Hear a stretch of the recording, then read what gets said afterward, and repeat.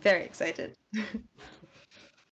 On my mic because I always forget to turn my mic on. There we go.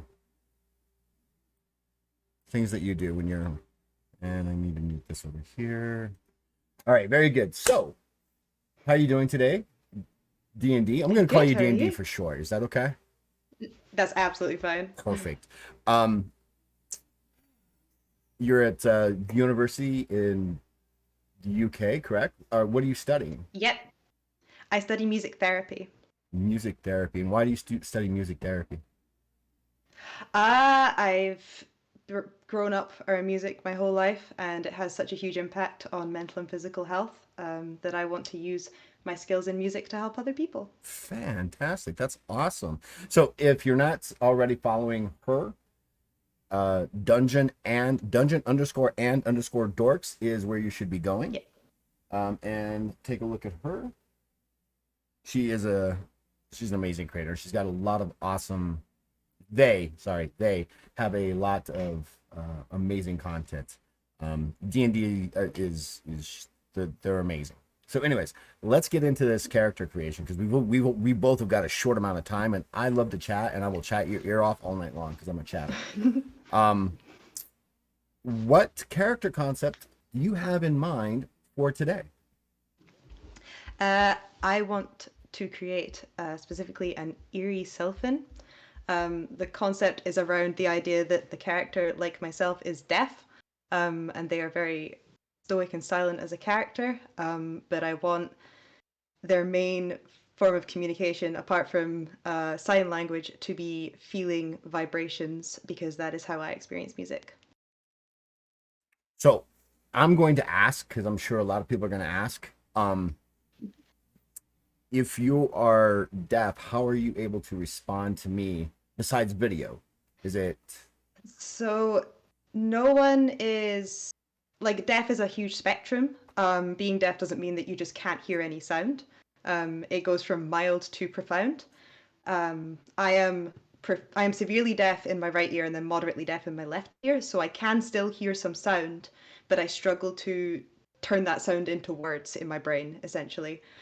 So between hearing the sounds and lip reading, that is how I'm able to understand you through video and talking. and you are also studying BSL, correct? And that's similar to ASL here in America, correct? Yeah, I'm learning BSL at the minute because I my hearing's getting worse over time. So eventually I will rely solely on BSL. And I'm starting to work in a deaf school where they only use BSL. But it takes a while. Learning a new language is hard. Yes, it does. And I'm having troubles over here for some reason. Not the why. So there, just for your information and for those who are watching, I am really into helping um, other small creators that are coming out with games, and I actually have hasn't come out yet, but I'm waiting for it to come out. Is a game that is actually it's a role playing game that is has included inside its core rules on how to teach both ASL and BSL as part of its mechanics. That's Inspirals, Yes. right? Yes. Yes, you mentioned Plot Doctor to me before the stream started. I've been in a one shot he has run that's used Inspirals as a system. I really like it. It's really cool. Well, I think that's it. Hold on. Let's I think it's Inspirals, right? Inspire. Yeah.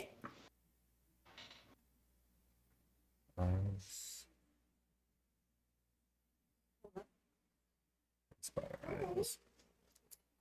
Yeah, I think the only reason why I know about them is because they haven't launched. They've got a pre-launch page, and I can't seem to find it. But anyways, I am definitely going to be backing that because I think that's an important concept. So you're Yes. going to play a Eerie, a Sylph. And why did you choose Sylph? I chose Silith because I kind of was inspired by sort of stay with my logic here. Parallel between being deaf and trees. Um, trees are so like heavily rooted in the ground, like the vibrations that I feel in my feet through music. But they're also so like the world of like a wood or a forest is so quiet. It's so like silent. And this idea that nature is able to communicate without making all that noise. So I wanted to try and connect a character to that.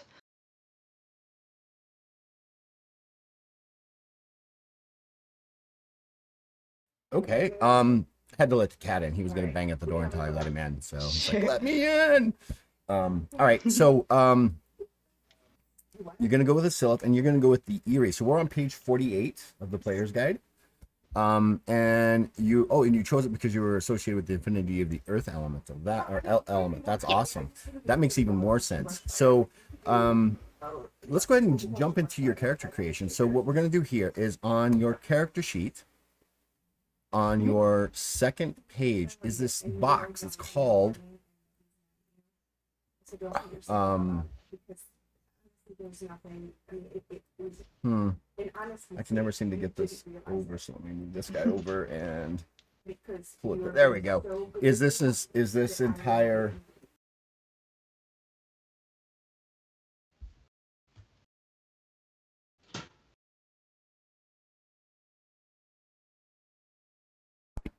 all right, so is the species and feature traits. And what you're going to do is in this gray box on page 48 is this features called Scylla features. We're going to kind of copy some of that over. That way you know what's going on. So as a Sylph, you begin, and in general, it's basically the languages, the resistances, bonuses, and all that down to basically the species abilities, because that's something a little different. All right, so you start off speaking all these languages, your native language, Korshan, and Common. So what I do is I just grab those because we're using a fillable sheet. I just grab those and I will copy it and I will paste it in. I think you should be able to do that with Adobe Acrobat Reader. Yep. Okay. The next thing is going to be 15 plus 15 versus horror. Now you can copy that, absolutely. Mm-hmm. And then also well, actually, I'll just copy that entire line right there, including the bonuses. And we'll pop that into the same thing. Now, the plus 15 versus horror actually has a mechanical place for us to put it, so we know where it's at. On the first sheet, on the underneath the little box, the gray box at the bottom next to skills, right here, if you can see that, Yep. is uh,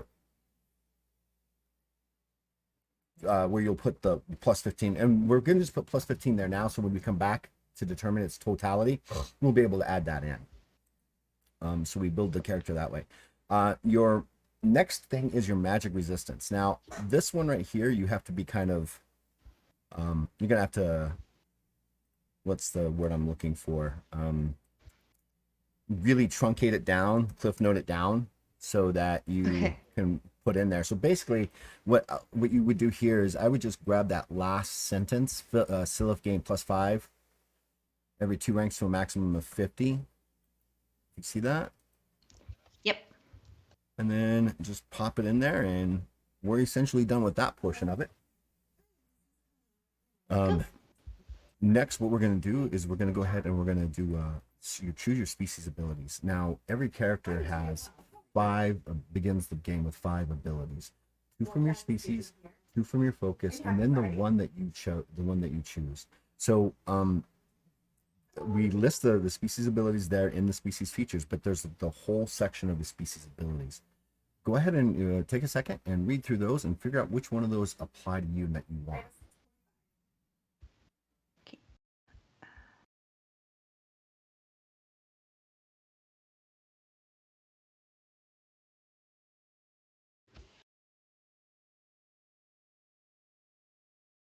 Hmm. They're all so cool. Now remember, you gain 2 of those.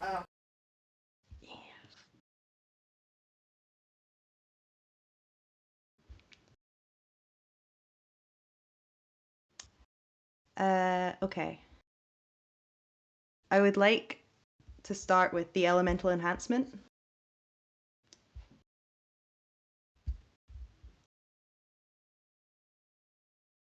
right, so you're going to take the one for the Erie. Yeah. All right, so on the same page, on the site, on the second page, there's a list of abilities, and this is where we're going to list our abilities as we get them. So your first species ability is going to be Elemental Enhancement, and in this case, you gain a +10 natural armor. So just put in there +10 natural armor, and again, this is how I would do it to truncate and cliff note it down, and then Mm. on your first part of your character sheet, there's armor and defenses. So under one of the armor, I'd put this on the second line. I put a natural armor, and it's a absorption of 10. Now, natural armor stacks with regular armor. So if you actually get more armor, it stacks. And this is where we kind of differentiate between things. Unlike Dungeons and Dragons Pathfinder, we are an active opposed system with a D100 roll under. So when I attack you, you get a physical defense or some other way to defend.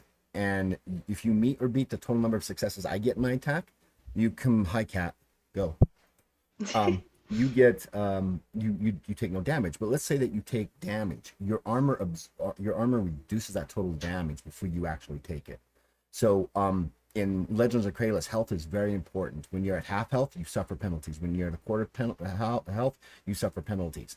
So you want to always stay above half health, and there's always this need to always do something to keep yourself healthy. Otherwise, you end up like Ziggy yesterday when he got to 0 fatigue. He was passed out for an hour and couldn't do anything, and he almost died because of it too. So it happens.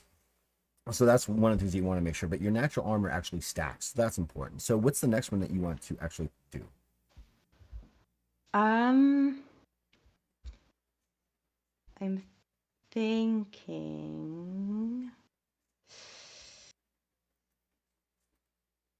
Hmm. I'm trying to decide between two. Uh,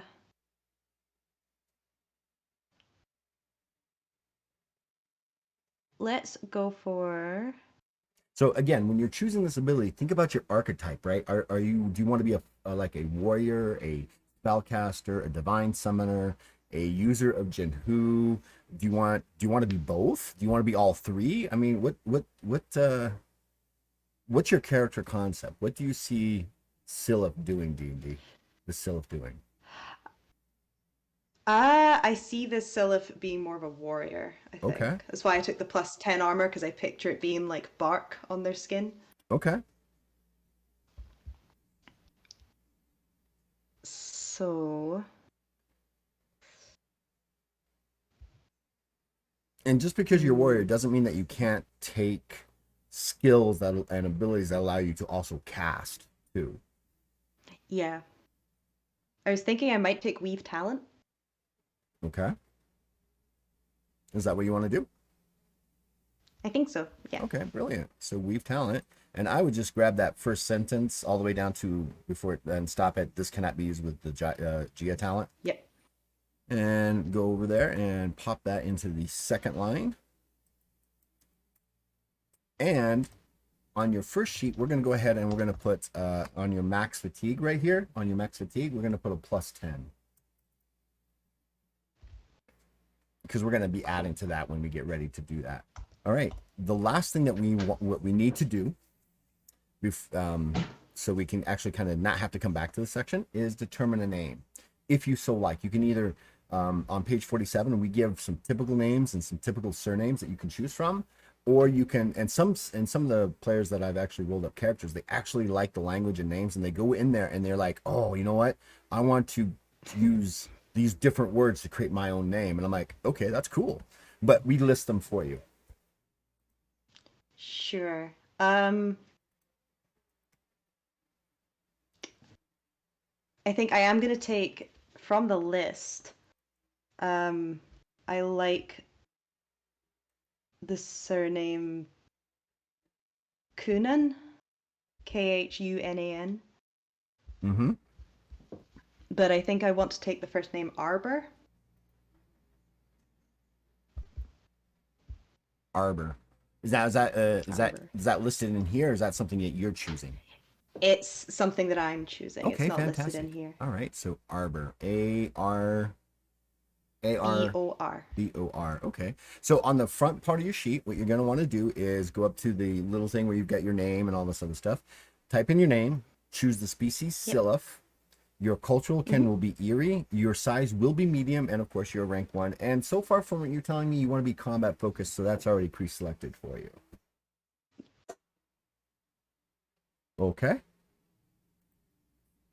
Yep. All right, fantastic. Perfect. We are now done with that part of it, and we are going to go to page 53 and roll up your character. This is where we get to roll some dice and get into the crunchy peanut butter side of things. So you're going to need 4d10. Okay, let me find my d10s. 1, 2, 3, 4. Go.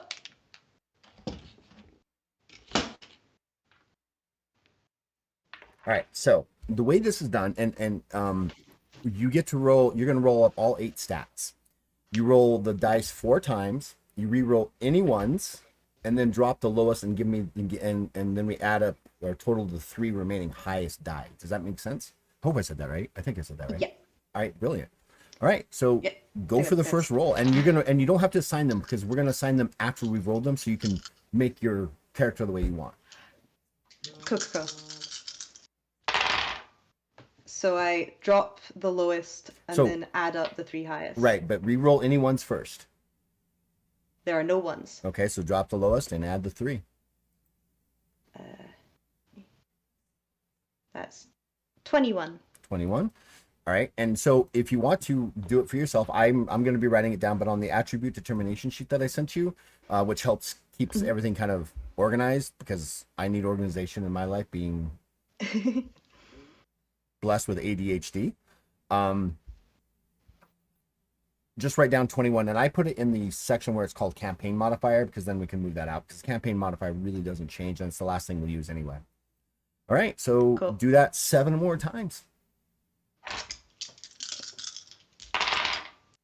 There's Mootley. Hi, Mootley. That's another 21. Another 21. All right. Another 21. Well, at least you're Exact above same you're number. above average. Oh, that's exciting. No ones again.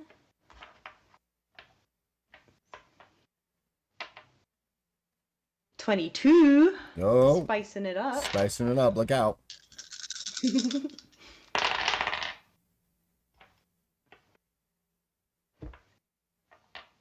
$20.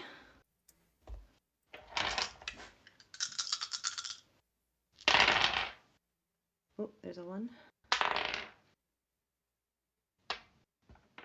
19. Oh, you're going the wrong direction now. I know. Gotta change that around. Lost all my luck. The dice didn't like me sassing them. That's 2 ones. That's another 1. There we go. That's another 20.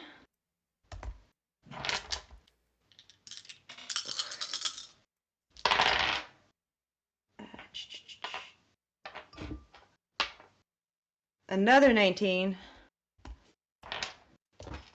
All right, we gotta get a big one here. Get a big one. Oh no, that was really you jinxed it. You jinxed it.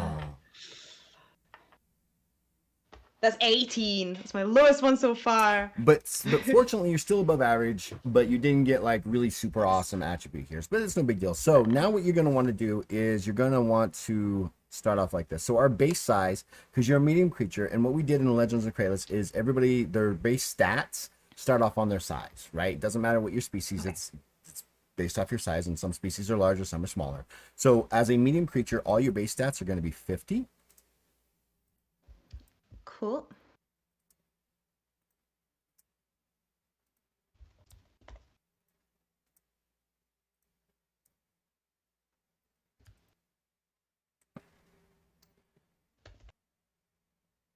And then you get to assign your dice rolls as you see fit. Now, I know that one of the things that that I really reached out for you is to make sure that this appeals to everybody. And you've been really awesome with helping with the deaf community and the hard of hearing community. So I know that perception And perception is more than just hearing, right? It's sight, it's smell, it's all these other things that kind of make it up. So you can, in the rules, we've actually and I actually sent you the rules for those, so you can make sure I was hitting things awesome on that.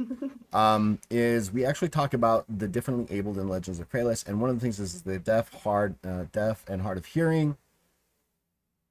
Who's that? Oh, the AMDM is watching us. Yay! Um, so you're going to gain the sign language skill and or read lips as a base skill of 100. And if you're using magic, you'll be able to actually cast those spells using that sign language called magical script, if that's what you so choose. So while perception might be like, well, it should be lower, not necessarily, right? Because it's more than just one sense. It's all the senses put together. Does that make sense? That makes perfect sense. Okay. Now you want to be focused on combat. So combat focused characters tend to be strong and fast. Those tend to be the ones. So their strength, their agility, their perception, and their willpower tend to be the things that most people go with. But you can do whatever you want with this. Now, when you go to combat, we separate weapons into three categories: your agility based weapons, which are like your fast swords, small daggers, and those kind of things; perception, which is bows and guns and crossbows and missile weapons; and then we have strength based weapons, which are the heavy weapons like big swords, heavy hammers, those kind of things. So what do you see your character doing? What do you see Arbor doing? I think in keeping with the imagery of a big tree, they should be strength based Okay, with their so weapons. I think you're going to take that 22 and put that in that dice roll then, right? Yep. All right. And again, so agility and perception help you with your physical defenses, right? When you get attacked and you want to dodge something physically, that's what that is. Cool. I think I'm gonna put a 21 in perception. Okay. And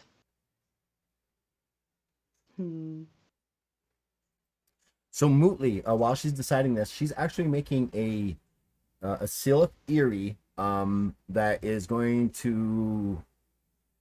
She explained it really, really well with her archetype and play what she wants to play. So it's basically going to be an Eerie Scylla fighter for all intents and purposes. Okay, what were you doing?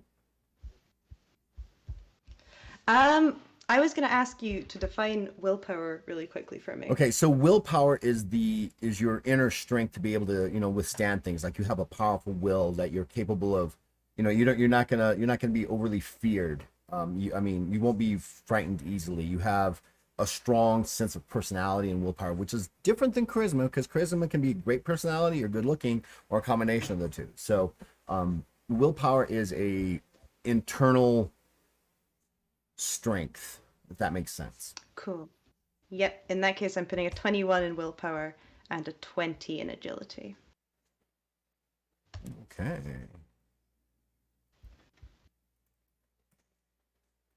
Right. So the next thing that's going to be kind of important if you choose to become a caster at some point is stamina. Stamina is what we use to power our spells. It's a fatigue reduction.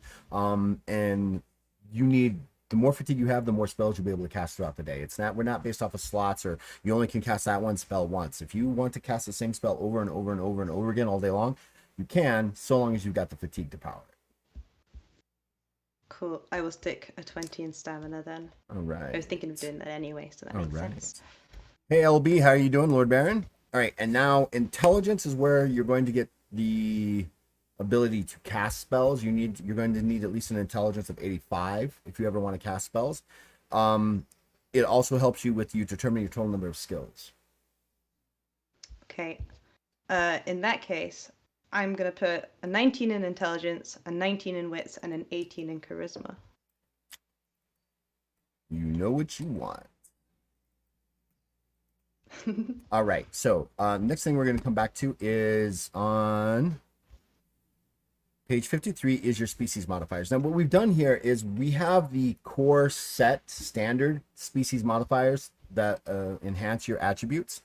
Or you can decide to use the attribute modifier's optional rule, which allows you to basically really do what you really want with your character. If you feel that those are too restrictive, it basically gives you a +10 to 2 of your attributes and a minor +5 to one of them. Okay. So for the Sylph, it would be a +10 to either strength, intelligence, wits, or willpower, and you can choose any of those two, or +10 to 2 that you just want.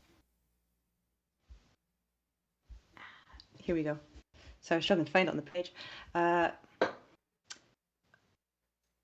In that case, I will put a +10 in my strength. So are you using the standard bonuses or the optional bonuses?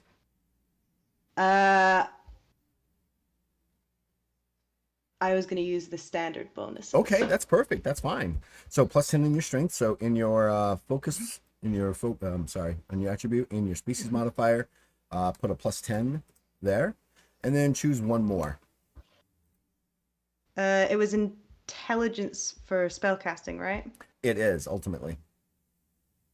I will put my other +10 in intelligence. All right. So 10 there as well.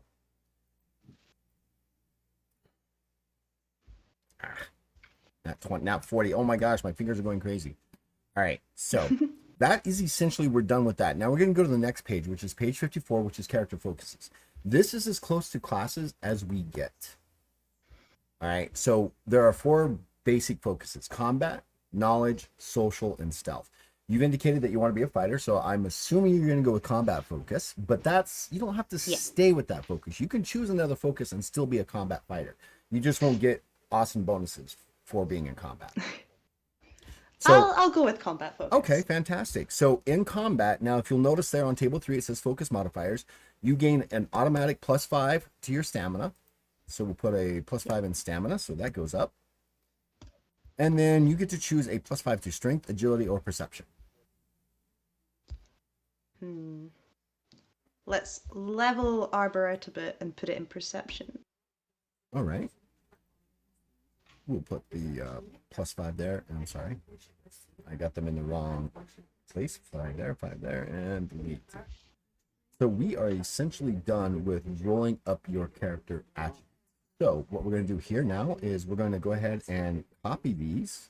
And what I'll do is I'll copy them and tell you where they're at. So on your character sheet, on the first page, we're going to go with a strength of 82, a stamina of 75, a agility of 70, Yep. a perception of 76, a intelligence of 79,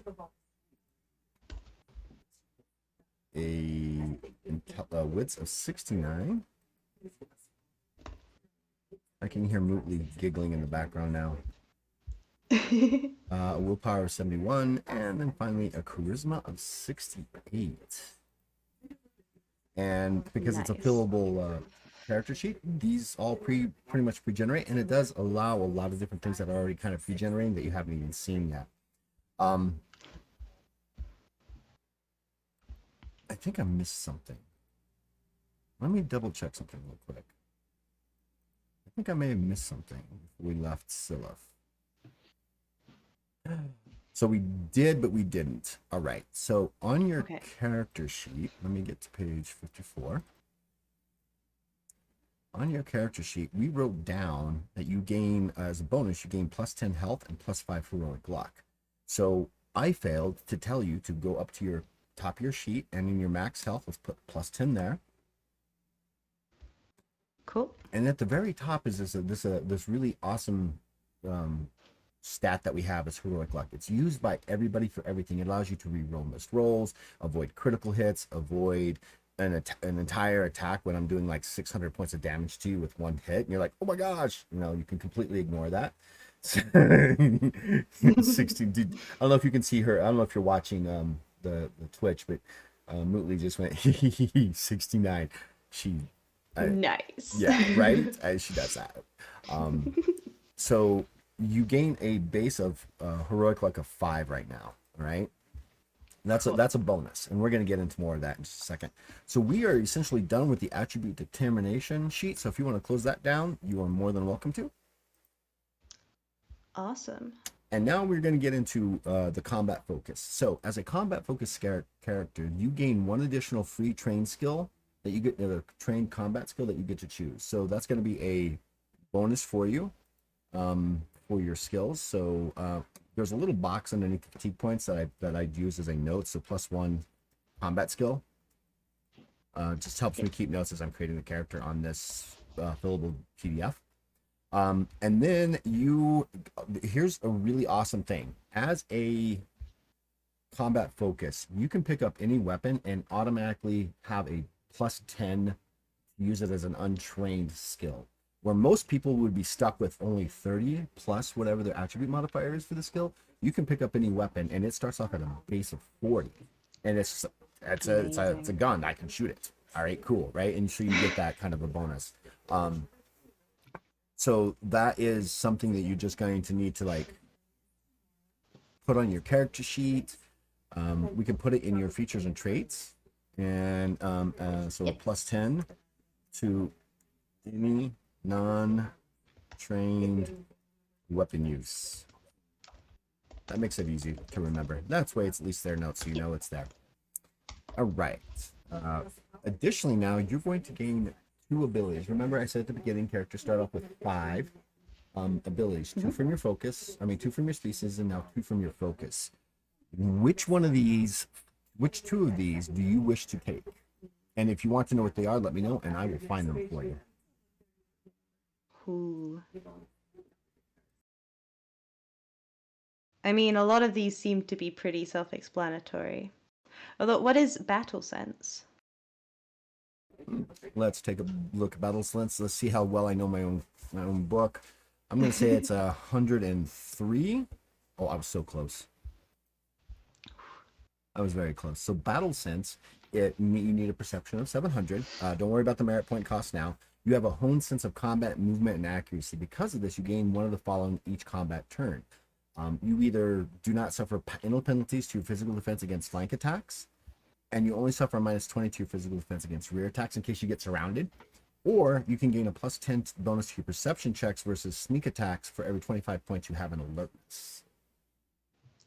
Ooh. And can I ask what don't think act is? So it's a bonus that is actually in the generals, and I think that's on page, I want to say 150. Oh, I'm very close.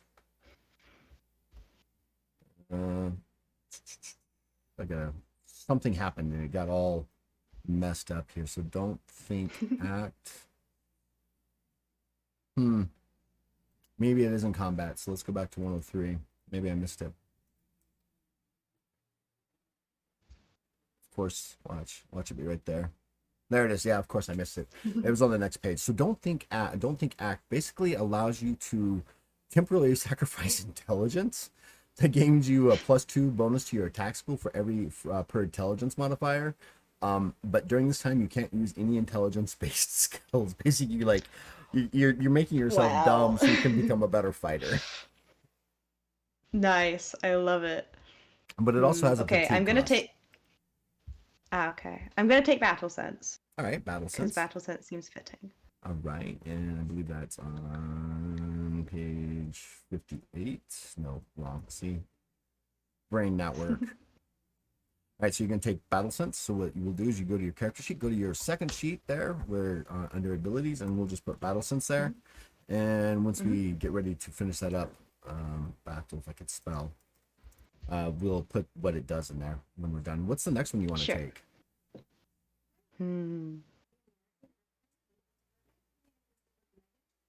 I'm guessing improved multiple strike is exactly what it says on the tin. I'm sorry, say again? I'm guessing that improved multiple strike is exactly what it says on the tin. Yes. So basically what it does is everybody can make multiple attacks as just part of who they are, right? But everybody suffers penalties for every attack that they make above 1. So your first attack is going to be at a -10, then -20, -30, -40. minus 50, minus 60, minus 70, minus 80, minus 90, up to 10 attacks, which would be like a minus 100, which no one's really done. And it also is based off of how big your weapon is. So this actually removes one of those levels of penalties, right? So your first attack would be a minus 0, would be 0, and then minus 10, minus 20, minus 30. We only go to about 4, but it would apply to all of those all the way down. So your 10th attack would be at a minus 90 if you wanted to do that. Cool. Okay. And this is, I promised, the last question. No. What is champion? Okay, so champion is a unique thing, basically where you create your character to become a champion of X, champion of something, whether I it's see. species, whether it's a organization, whether it's an honor thing that you're doing and things like that. I also want to point out parry, which allows you to actually use your weapon skill once per turn at a low level to use as your defense instead of using physical defense, because physical defense tends to Ooh. be a little smaller than the Okay. actual skills. Also, You know what? I like that. do you see do you see Arbor actually using a shield? Do I see Arbor using a shield? I didn't think about this because I think I was picturing such big weapon that it would need two hands. So probably not. Okay, brilliant. So which one? So what are you going to use? I as in like what's ability am I going to Yeah, take either are you or going to what? take, yeah, what ability are you going to take next? I think I'm going to take parry. All right, brilliant, parry. Um, my son uses that, and he's got an imperial sword, and what's really cool about it is whenever he's being attacked by a creature using natural weapons, if he meets or beats their defense, he actually causes damage to that creature because they're using natural weapons. He's like, and he actually took the head off of a very powerful creature one time because it was trying to bite him, and Cool. he rolled a awesome critical on it, and literally, but that was also the destruction of their ship because it had acid for blood, and it Oh started to my God. dissolve the ship around them. So, yeah, brilliant. Okay, so now as additional bonuses for you being a combat focus, you're going to gain an additional plus 10 health.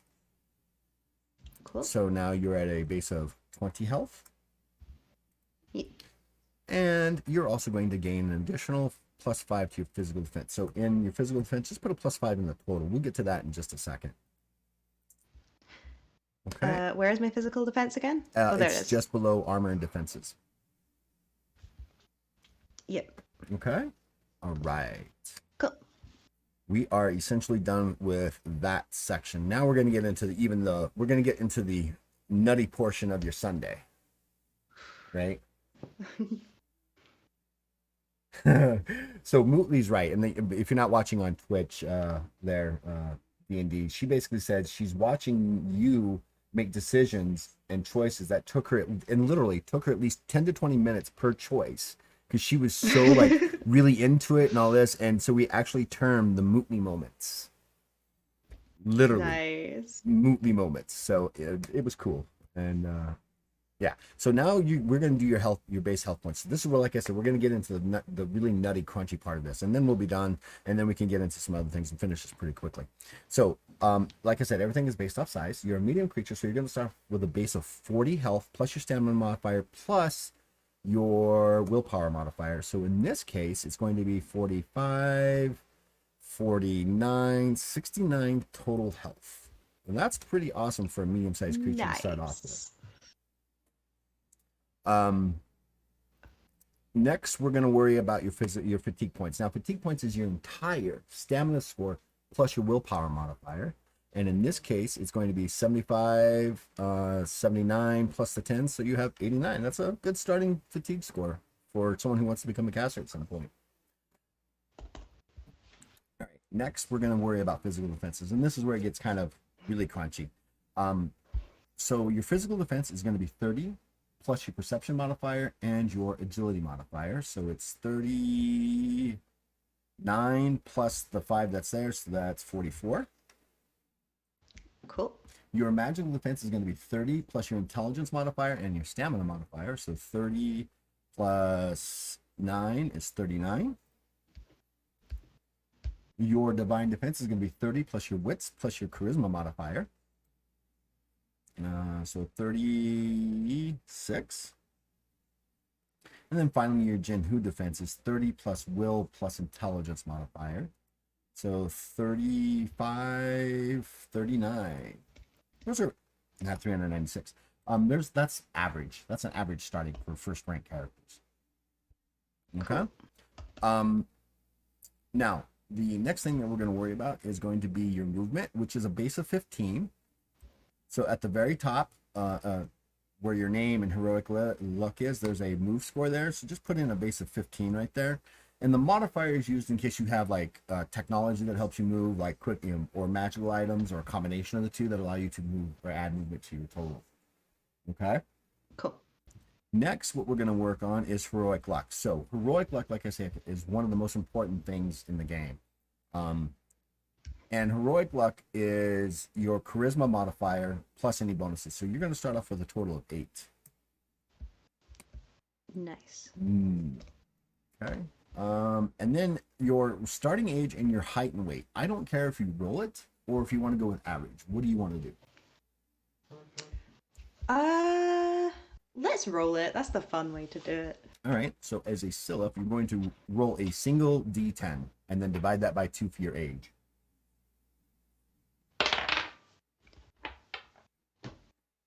Four. All right. So you are 19. Nice. And that'll be on your second page for your age, 19.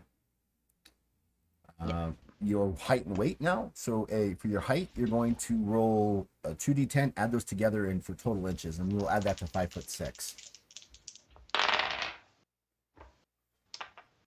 15. Wow. So 6'11". You're tall. That fits. That fits. Right? I think, right? 15, 5'6", 12 inches would take you to 12'6". That'll leave you 3. So no, I'm sorry, 6'3". Sorry, 6'3". That's still pretty tall. That's still pretty tall. Right? A foot takes you to 6'6", and that leaves. I'm sorry, math. I studied music for a reason. Right, so it's actually 6'9". So even taller. Nice. It was that 15. It was that 15 that threw me. I was like, it doesn't make sense. All right, now your weight is going to be 110 pounds plus 5d10. Plus 5d10. Cool. It doesn't necessarily mean you're like fat or anything. You could have heavy bone density, right? Yeah, just a muscly bab. Right, 5d10. 5d10. Oh, maths. Okay. 10, 12, 17.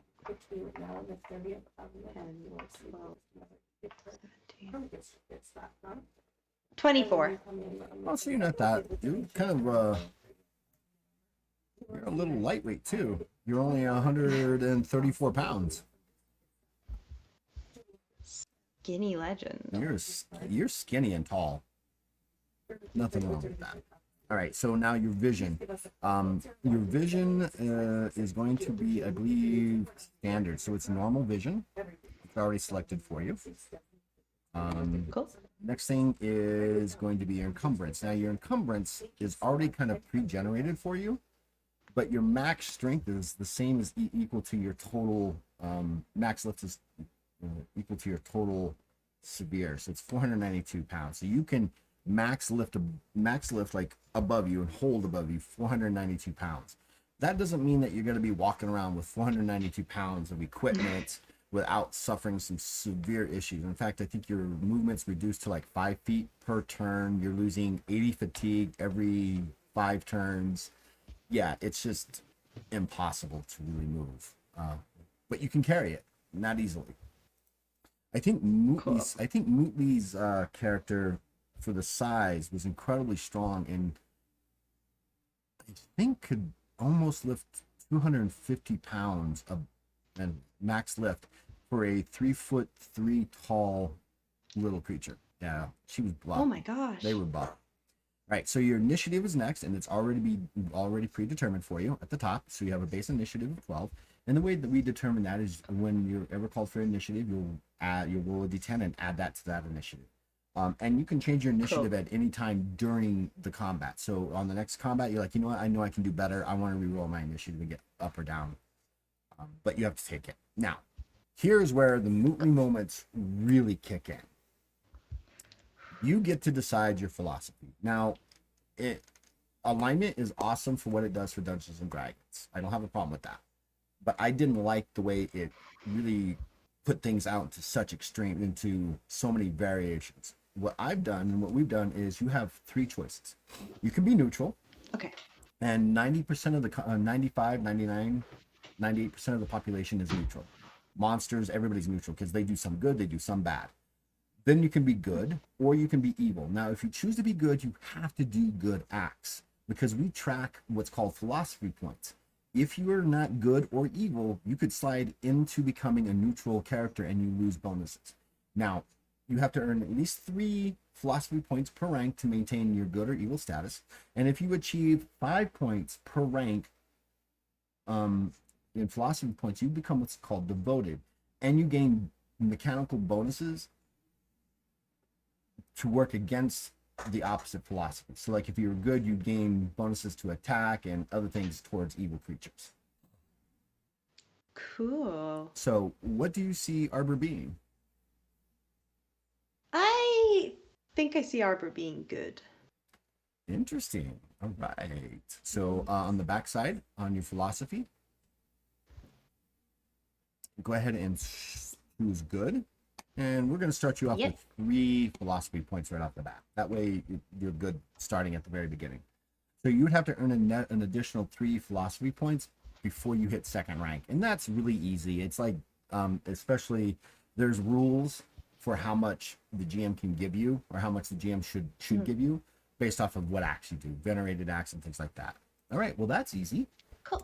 Here comes the next hard part: aspects and motivation. This is where again, where Mootly really just she stopped. She's like, wow, I really have to think about what my character's going to be before my character's finished. And I'm like, yes, because then we're going to choose backgrounds, and that's even worse. And that's what I told you originally. So you gain 1 aspect and 1 motivation. Who is Okay. Arbor at their soul, at their core? Oh, who is Arbor? Oh God. I barely know who I am on a given day. Hmm.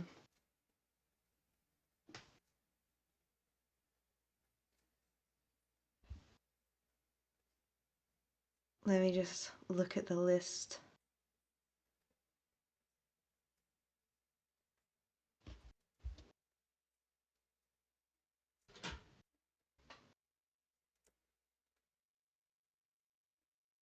Let me zoom in for everybody at home or who's watching these aspects and motivations.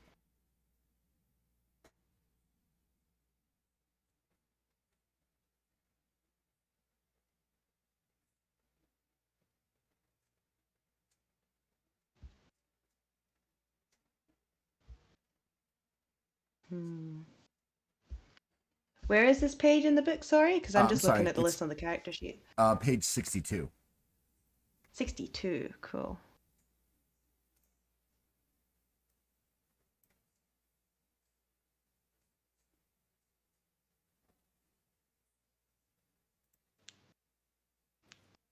Oh, I could go two very different routes with Arbor, I think.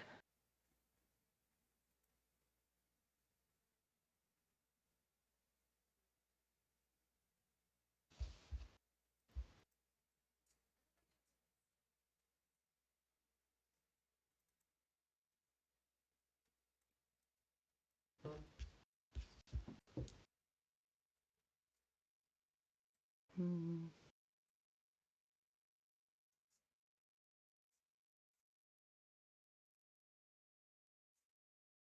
I think Arbor is unflinching. So you are often referred to as having ice in your veins, as very little gets you to react. You tend not to be surprised, angered, or taunted. Okay. Again, Nice this is big tree. right, and this is all about who you think they are. So we will definitely choose unflinching. Now, you can change your aspects and motivations once every rank. Should your character desires or things change, right? I love that. Also, there are rules that are not here but are in the GM's guide that allows you to actually call upon your aspects and motivations to give you bonuses. And if you fail at a certain role, it could actually harm you as well, right? Wow. Like you misrepresent your aspect to your motivation. It can cause you some severe pain mechanically for a little while. All right, so now your motivations. What motivates her? Motivates Arbor, sorry. Hmm.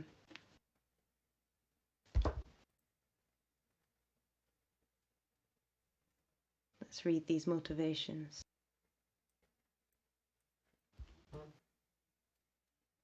See, I feel like the Mootly moments were just taking a long time to decide. The D&D moments are just taking a long time to read.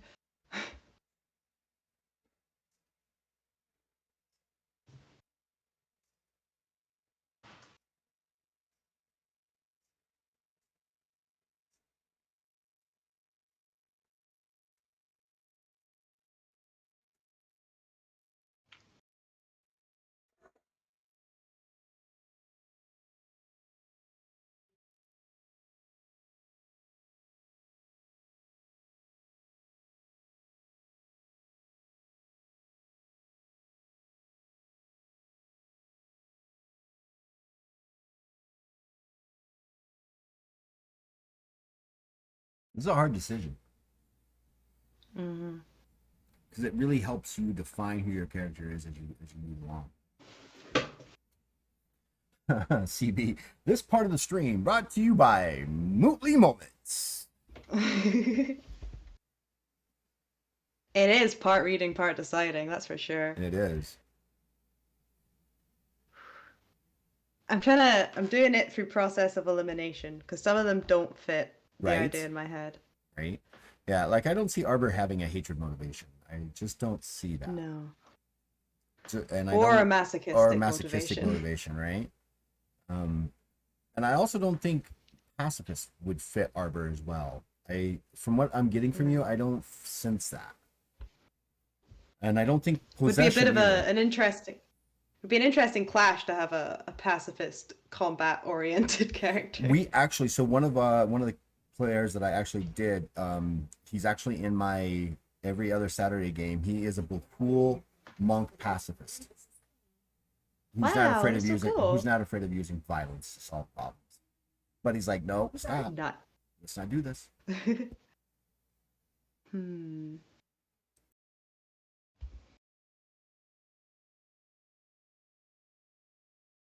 I think I'm gonna go for a love motivation. Love. Your character has a deep love for someone or something, an ancestral home, a great grandfather's beloved clock raccoon within their life. You tend to make decisions that are influenced by them and will risk your life to help or protect them. So then I'm going to ask, what's a deep love for you on this for this character? I think their deep love is their home or their mm, either their home or their family. Well, I think home and family are fairly similar to it, right? Gonna connect. They kind of connect. So it's a Yeah, deep love for home slash family. yeah, All that right. works. And that's the only motivation that I asked that question on because it's such a broad category. But it also asks you to be Mm. very specific in that. So what I've done is I've gone ahead and I've made love motivation, and then in your features and traits, I've put a little comment there for deep love of home and family. And Cool. I will put the we'll same put thing in. we'll put motivation in parentheses so we know what it's referring to. Yep. All right. Uh, and I believe love gives you a +5 reputation, so that's what we're on to next. So reputation is something that actually can be both beneficial and awesome and harmful and funny all at the same time. So you have a reputation score that other people check against it. So like if you're in a small area where you're like been living for a few years, your reputation will be a little bit better known. But let's say you go to the city of Jod and people are like, I want to know if they know me. Okay, they roll against you and they fail. Well, they may have heard of you, but the stories that they've heard of you are not the stories that are associated with you. In fact, they're associated with one of your companions, but you're the one who's getting the reputation for it, kind of thing, right? It's kind of like telephone. If you ever play that game, that's gone bad. So Cool. it starts off with a base of 10 plus your motivation. So you're going to have a base reputation of 15. 15. Okay. All right. Now, here is where it really gets harsh. Your background. There are 21 backgrounds to choose from. Now, I'm going to really help you with this one because I think this will overwhelm you. Yeah, probably. The ones that I think that you should take a look at is either Knight Errant, Local Okay. Hero, and those are on page 64, and then possibly Wanderer, which is on page 66. Okay.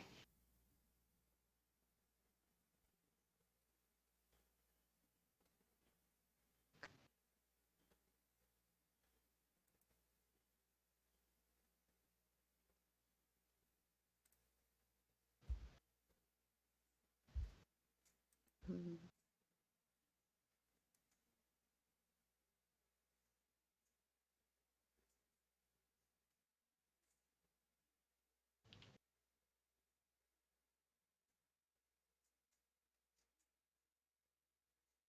Oh, quick.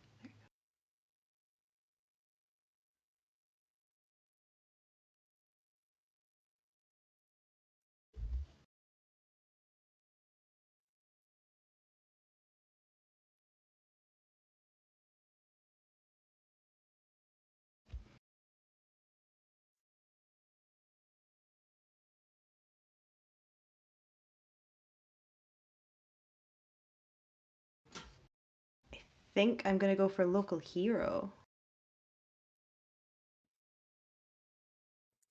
And that actually makes sense with your motivation, right? Yep, All right. that's what I So, was thinking. is that your final decision?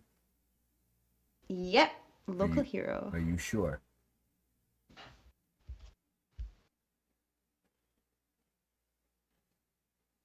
Let's do it. All right. Yep, Awesome. All local right. We've hero. sold it on Local Hero.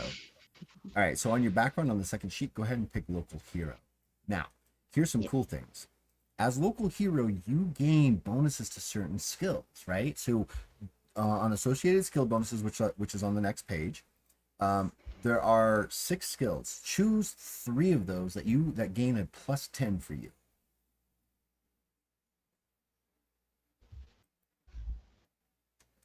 Ooh.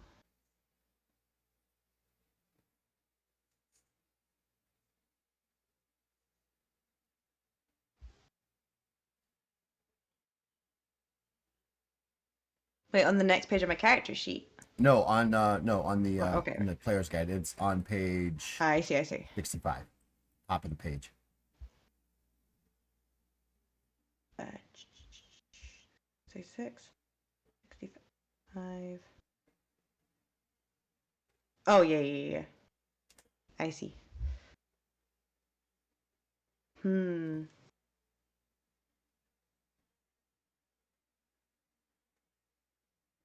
I would suggest alertness Is, as one of them. I was thinking that. I was gonna ask, is fabrication like lying? No, that's actually being able. I don't know if you have the ability to watch the show MacGyver. I've not watched the show MacGyver. Okay, so MacGyver was known for being able to fabricate really awesome things that he needed to do to escape certain situations by duct tape, chewing gum, and a shoelace kind of concept, right? Fab I and a see. paper clip. So fabrication literally allows you to create items from material that would be weird, right? And fabrication is also used in creating certain mechanical weapons and mechanical items, technological items. Cool. Okay, I'm gonna take alertness for my first one. Okay, so plus 10 to alertness. Yep. Okay. And hmm.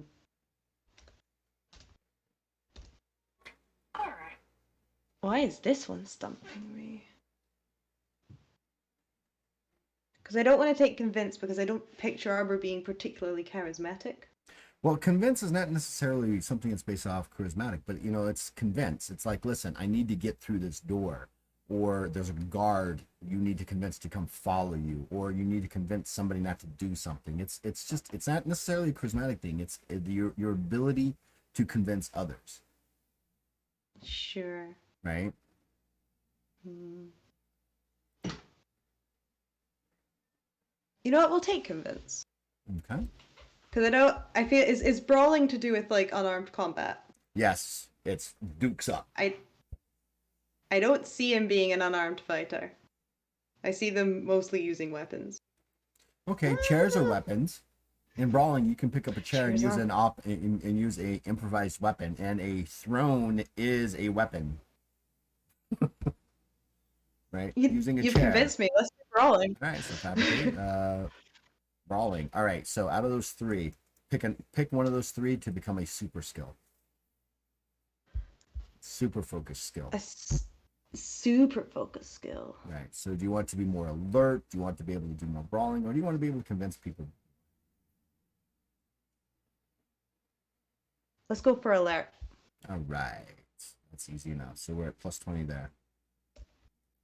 All right. Now, you gain one of the following associated bonuses: +5 health, fatigue, physical defense, or a +10 bonus versus fear.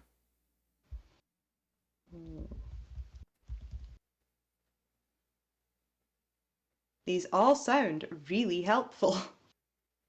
It's not supposed to be an easy choice. Then you've succeeded. Well, then, if it was an easy choice, everyone would always choose the same thing and no one would be different. That is true. I just glanced at the chat and just saw limbs. Limbs which I'm can guessing yes, can be used as with an improvised weapon. Yeah, rip somebody's arm off and start beating them with it. Oh, jeez. We'll call it a club. Right, let's look at my physical. Okay, my physical defense is on 44. Do I need the +5 to it?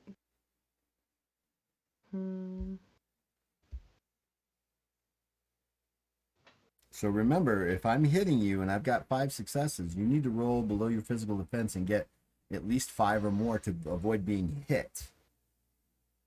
If you miss, I hit you, and you take full damage. But you've also got the parry ability too. I do have the parry ability.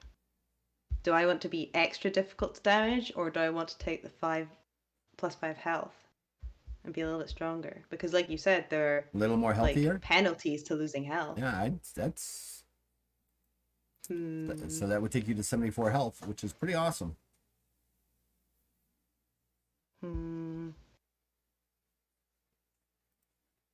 Let's take the +5 health. All right. Let's be a bit stronger. All right, but healthier, 74, brilliant, and it should automatically update for everything for you.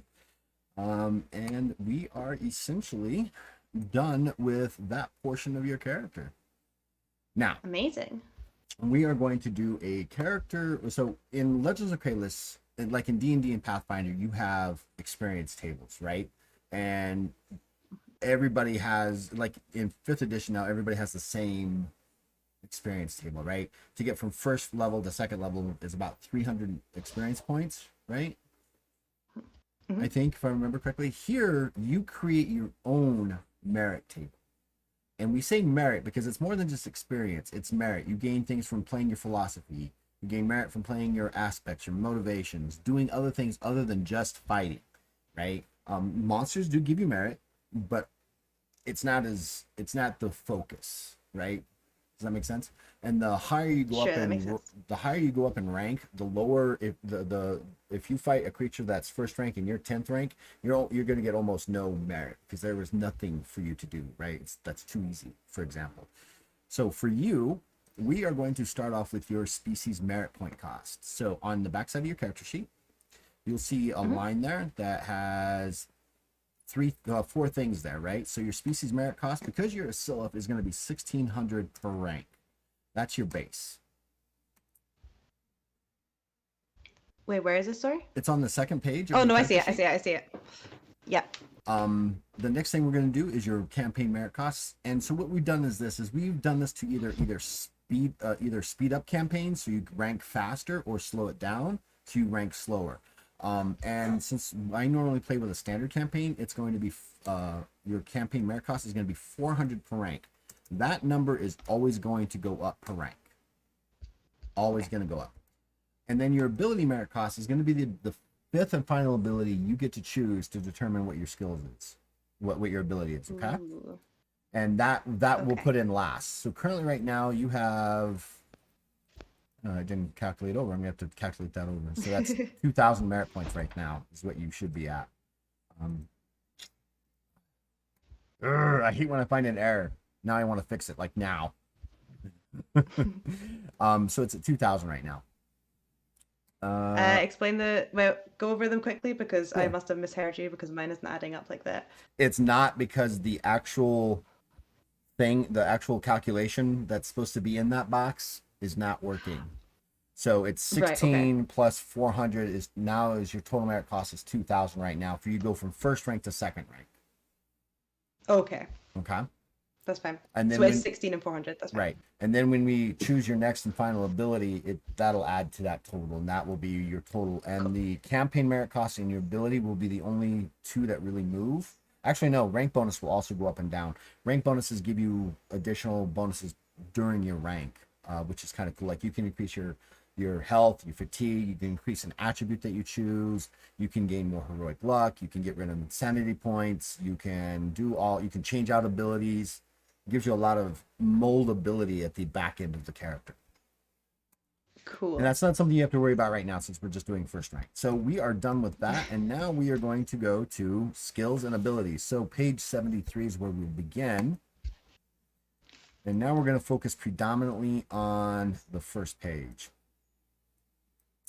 Now, in the book, in the rules, we list how many number of skills you get, the beginning skill range, and how to increase that and all that other stuff. But you've got me here, so I'll tell you. You're going to start off with 6 plus your intelligence modifier and total skills. So you're going to start off with 11 skills, and you have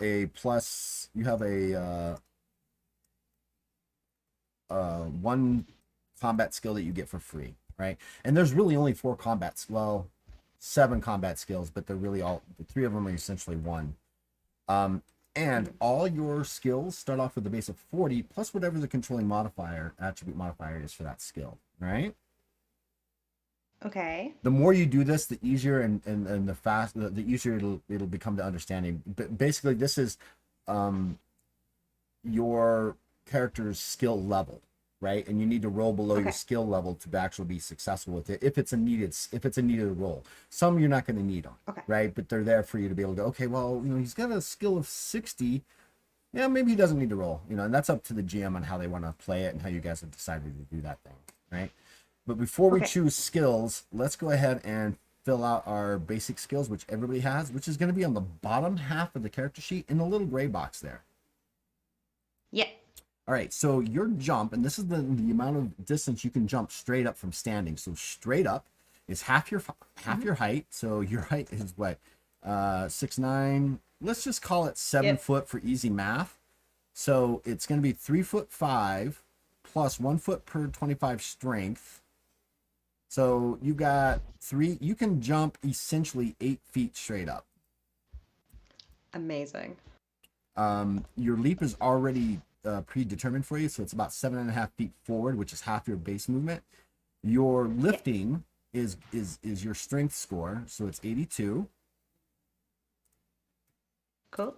Your swimming is basically, and this is like doggy paddle, like you don't know how to swim, but you know how to swim so you don't drown, is basically 1 foot per 10 stamina, so that's 7. We'll just make it 8 feet for easy math. Your throw is already predetermined at 76, and this is throwing basic stuff like throwing a rock at somebody without trying to hurt them. You're not using it as a weapon, right? Sure. That's just like you're gonna toss, the keys to your partner across the house because they're, hey, you got the car keys? Yeah, I got it right here. And you throw them, and you throw perfectly, but they miss and hit them in the face, and that's their fault, not yours. Amazing. Because I've had that happen. Willpower. Fear is actually your willpower score, so it's 71. Cool. Your wits, your horror is going to be your wits, which is 69 plus 15, so it's 79, 84 total. Cool. And then your poison is your straight up stamina score, which is 75. And we are essentially done with that. And now we're going to move on to character skills. So, character skills. There's a lot. There is a lot, but you don't. This allows you to really make your character how you feel that they are supposed to be, right? So, as a combat focused, at the very top of this combat skill list, which is on page 77, since you're following along on the character in the player's guide, there are 1, 2, 3, 4 major skills, and then weaponcraft has 3: agility, strength, and perception. We know you're going to go. You've already indicated that you want to go with a big, heavy weapon. A two-handed weapon, is that not correct? Yep. All right, so what we're going to do here is on your character sheet, on the right-hand side, there's a place there called weaponcraft. And we're going to put strength there, and we will choose the weapon in a little while, right? But your score is going to be 40 plus your strength modifier. So in this particular case, it's going to be 46. Cool.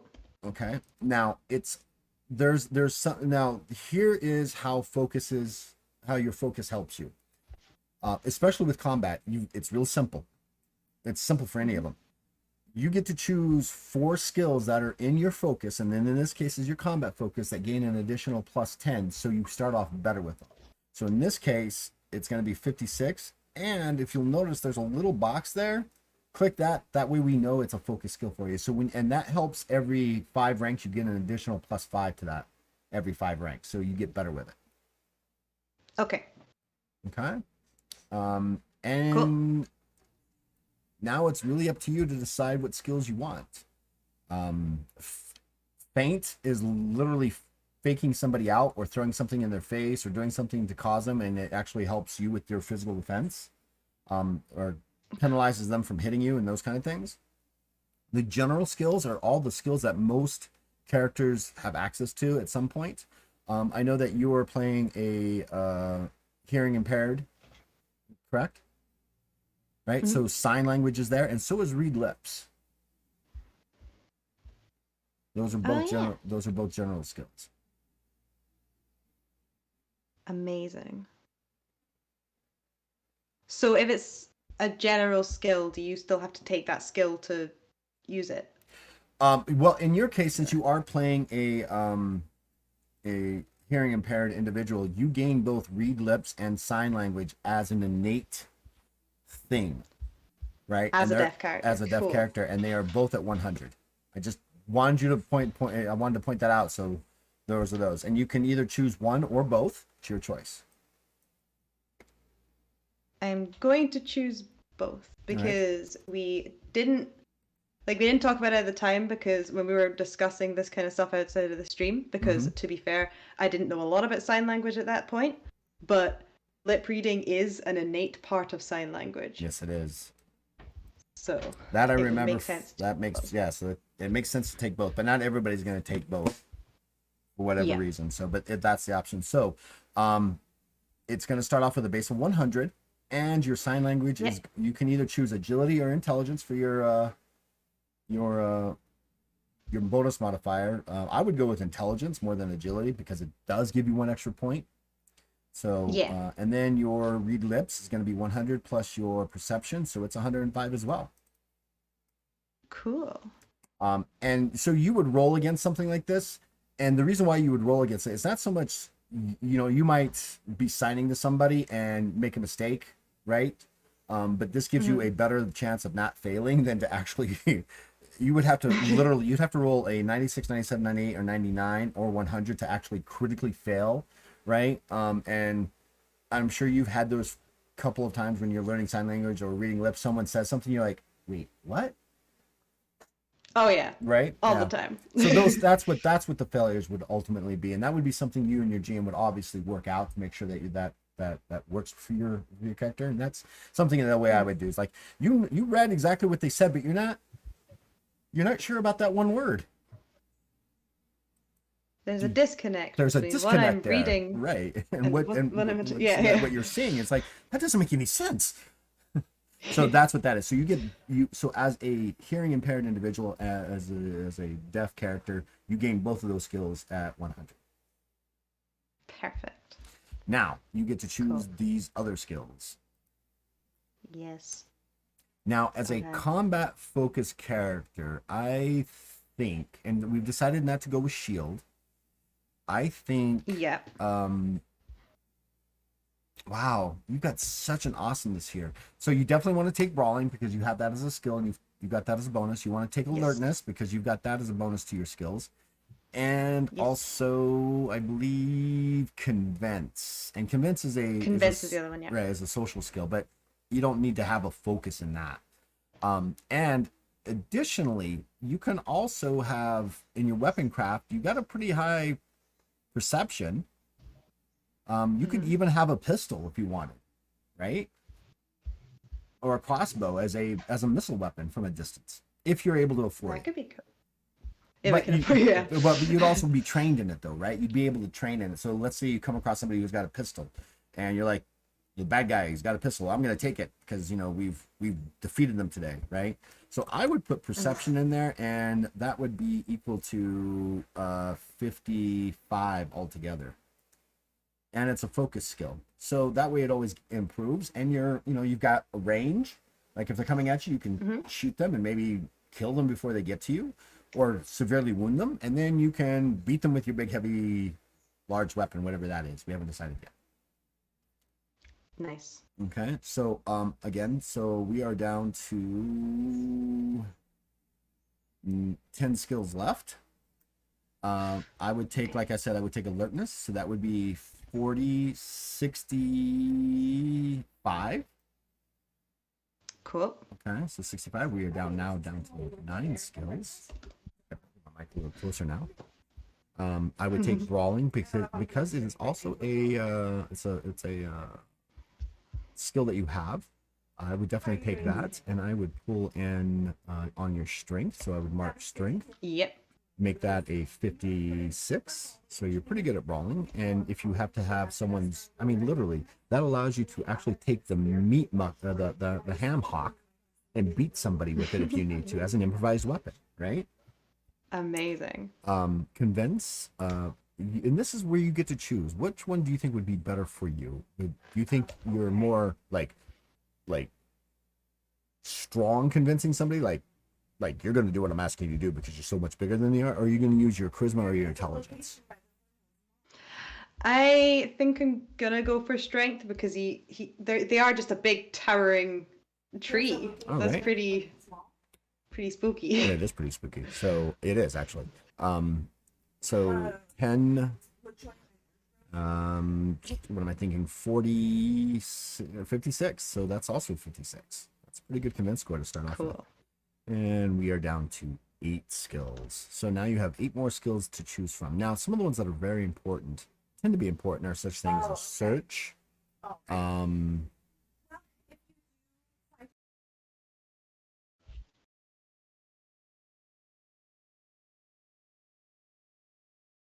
Hmm.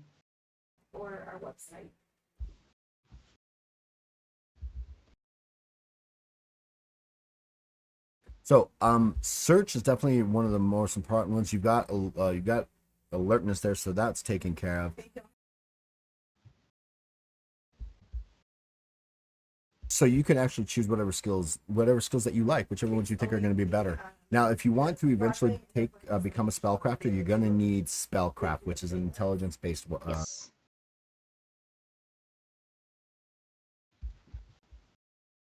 It actually allows you to also understand magic. So if there's like, hey, that guy's casting spell, can I use my spellcraft to figure out what he's casting? Sure. And so if you wanted to take that, that would be 40 plus your intelligence modifier, which would be 45. Cool. I will do that. I will take Right. spellcasting. 45. 45. Yep. And we are down to 7 skills left. Okay. I think as a big tall tree, I like the idea of him having navigation So or navigation, something like that. right? So navigation does allow you to determine direction and all those things, but they're predominantly used in sailing or those things. But you can definitely take navigation, sailing, whether you're in void ship, airship, or sea ship, or if you're in a land vehicle and you need to know which way north is and you need to know what's the best path to get over something, navigation would probably help. Uh, I'm just giving you the I'll information so you put can make a better decision. yes, yes, thank you. I'll put navigation on the maybe list. I say Okay. that like I've only got one or two skills left. I've still got so many to choose. What Mootly's exactly is? Mootly's character, Oh, I think, had 16 skills to choose from. Jesus. Oh, that must have had so many Mootly moments. Oh yeah, she just started choosing skills. She's like, I'll take that. I'll take that. It's like a shopper spree, right? I'll take that. I'll take that. Two of these, one of those, six of those. You know, things like that. It was kind of fun to watch her do it. Do you want to take navigation? uh, Maybe. What is herbalism? Is that like Herbalism is potions? it's exactly as it sounds. And actually, let's go take a look at herbalism real quick, just so you have a better idea. So it allows you to. So it's on page 84. It allows you to Mm-hmm. identify plants, prepare non-magical potions, poultices, powders, balms, salves, drugs, poisons, infusions for medical or recreational purposes, and it is also used in cooking and baking. I'm gonna take herbalism. All right. He's a big plant. Well, remember, it's still a humanoid. It's not a plant. They, yeah, they are a humanoid, They are humanoid but they look suspiciously like a because of plant. the armor, right? The natural armor's got like a Cause yeah, the barky armor and right. yeah. I feel you. So that's going to be 85. I just don't want anybody to get Cool. confused with sylphs or trees when they're like a offshoot of the Tajahu. But you've got Yeah, like yeah, thick, barky like skin. So I just don't yeah. want people like, did she make a treant? I'm like, well, no. I haven't made Groot. I haven't literally made Made Groot. Groot, right. Um, all right, so we got herbalism, which is awesome, and you are now down to 6 skills. 6 skills. Okay. Hmm. Hmm. Let's take stealth. Okay. So that's That going to seems be helpful. 40 plus your agility, so it's 44. And you're down to 5. Faint sounded helpful, Okay. so I'm gonna take faint. So that's going to be your charisma, which is 43. And you're down to 4 skills. Hmm. So I can hear DC in my other ear saying, well, that would be cool. Can you actually create Groot in Legends of Kralis? And technically you could. Uh, I am actually putting together playable species coming out of the bestiary. And so, all right, Serby, I'll take on your challenge and create a treant like playable character at some point and put it up on the website for free. That would be awesome. Got to write that down. So I'll forget. It's ADHD. All right, so you've got 4 skills left. 4 skills left. I'm more asking this out of curiosity. How is skepticism a skill? Skepticism, um, because not everybody can tell the difference when someone's lying to them or not.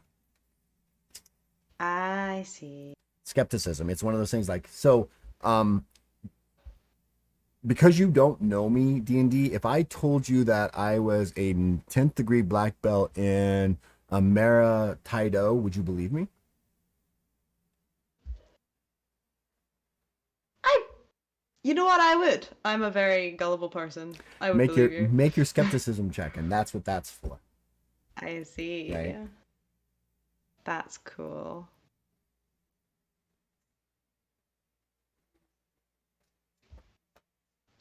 Hmm. Oh, this is when I just I'm not overwhelmed with choices, but I'm hitting a blank because there are so many choices.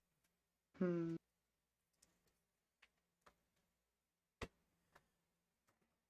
Gaming is a good one if you want to, if ever you want to get into a gaming, like you're sitting at a tavern, you want to get into a gaming with somebody, you have the skill to be able to do things. Healing allows you to actually help heal people. It's not like a massive skill like what would be used during spells. Different languages. Leadership is a good one because then you can help. You can actually be a social fighter at the same time by giving somebody a bonus to whatever they're doing as a leader. Like, I know you can do this. Navigation again allows you to, navigate the world. Search, I would definitely take search. It's a general skill, but Okay, I will take it's search. it's definitely one that you're going to need when you get into the room. Now there's a difference between looking at a room and then searching a room. You know what I'm saying? Sure. So that's going to be 45 for that. Cool.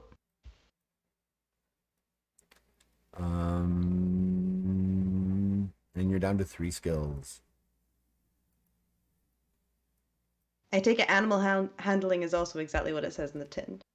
Essentially, yes. So you're learning to handle animals, being able to handle animals that when they're scared, spooked, being able to train animals, those kind of things. Cool. Hmm. And survival is like being able to survive. In specific areas and regions, yes. Cool. Better Cool. than better than normal. I mean, like I said, people can actually do, because it's a general skill and it's not a trained skill. Anybody can attempt the skill, but you're better at it. Hmm. Okay. How many skills do I have left? 3. 3. Let's just spend them. We're going survival, we're going healing, we're going animal handling. Oh, I like that. So animal handling is going to be 40 plus 3, so that's a 43 base. Your healing is going to be intelligence, so that's 45.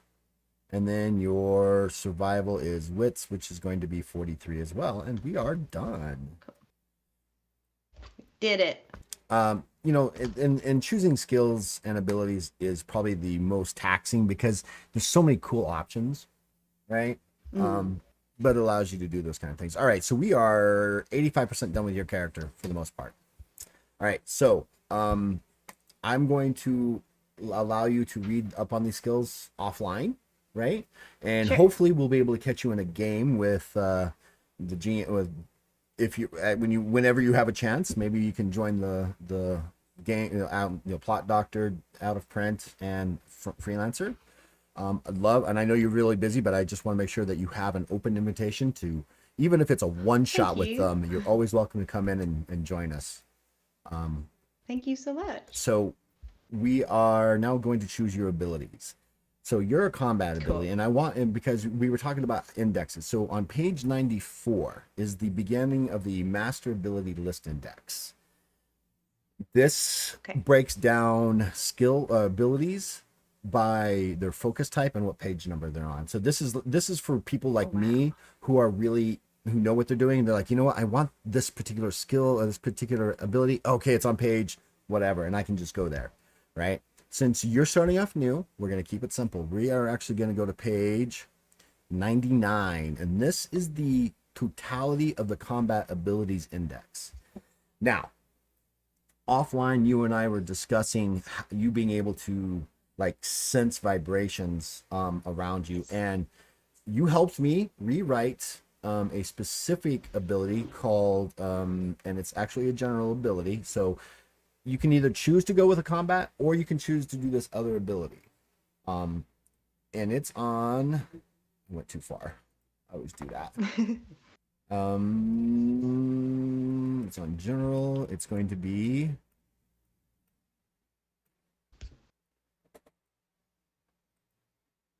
too far. Where'd it go? Ancient Bloodline, which is on page 148. Cool. This allows you to take a unique aptitude bloodline that would be pulled from the bestiary that some creatures have.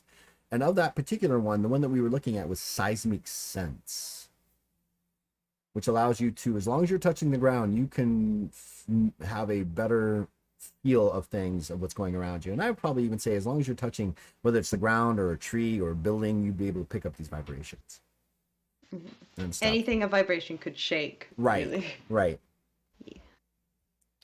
So do you want to do that, I or do mean, you want to pick something else? I've fallen in love with the idea of being able to feel all the vibrations around. It was like what I based a lot of my character on, so I think we're gonna go with that for sure. Ancient bloodline. All right. So Yeah. our last and final ability is going to be ancient bloodline, and it's going to be unique aptitude. Aptitude. I can't spell You've aptitude. got this. I I believe in you. don't. I don't. Thank God for auto check. Woo. And you're gonna take seismic. Since I didn't have a problem spelling seismic, but aptitude was like. All right. So we've got that, but let's go and take a look because we've got a few minutes left. We got a half hour before we have to finish. And we're literally all we have left to do is choose your equipment, and that's it, right? Weapons and we are done. So battle sense. Let's go take a look at battle sense, and we know so it's going to be seismic sense, and you already know what it kind of does, and we can add it to the character sheets. I would have to pull it from our Discord channel, Discord, but we can actually do that. But Yep. battle sense. Battle sense is the one that you actually took, which actually kind of makes a lot of sense with where you're going with your character concept. You have the ability to sense things around you. It's on page 100. And I would just literally, like I said, you're gonna have to do some cliff notes on these, but I would start with just grabbing the 1 and 2, just so we have the text, grabbing it and then popping it in the line for battle sense. So no penalties. I would put no penalties to physical defense, and we actually say PD for physical defense. If that's what you want to use, you can use PD, but that's physical defense against flank attacks, and a minus 20 to PD against rear attacks. That's the first option. Second option, a little space there so we know it's under battle sense. There we go. To your perception checks against sneak attacks for every 25 points in alertness. So the more your alertness goes up, the more bonus you gain. So that's important to know. So as your alertness, it's synergetic, right? So as your alertness goes up, you get better at it. And then parry. Parry is going to be on page 108. Cool. This one is not something that you can there are some abilities that you just can't paraphrase easily, and parry is one of them, because it gives you some seriously cool options. But the big thing that you need to know is that once per turn, you can attempt to parry attacks at you, and that's using your weapon skill score instead of your physical defense score. And at first rank, they're pretty much even. As you get higher in rank, they really start to become disparaging, because the fact is that you can add bonuses to that. And when you use, so like if you have a spell that's on you that increases your attack skill and all this, that parry skill goes right up with it. So it's a pretty cool kind of thing. Also, in addition, you can parry with an offhanded weapon. So if you've got 2 weapons, you can parry with one and still attack with the other. It's you can even attempt to disarm somebody, right? If they've got a weapon, you can attempt to disarm them, and those kind of things. So it's really kind of cool. But it's something you would have to read into. And what I do is when it's that long and that in depth, I just put page number 108. So That's when very I'm fair. right, so when I get ready to, if I'm playing and I'm like, oh, okay, I need to go read, just okay, parry, okay, allows me to do this, okay, cool, I'm ready. I get attacked. How big is the attack? Okay, I'm gonna parry it.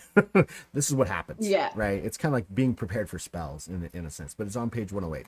That is Cool. essentially it for your skills and your abilities. So far, so good? Amazing. Yeah, All perfect. right, awesome. I hope it hasn't been too difficult. No, this has been Because really fun. and the reason why I say that is because there's a lot of options, right?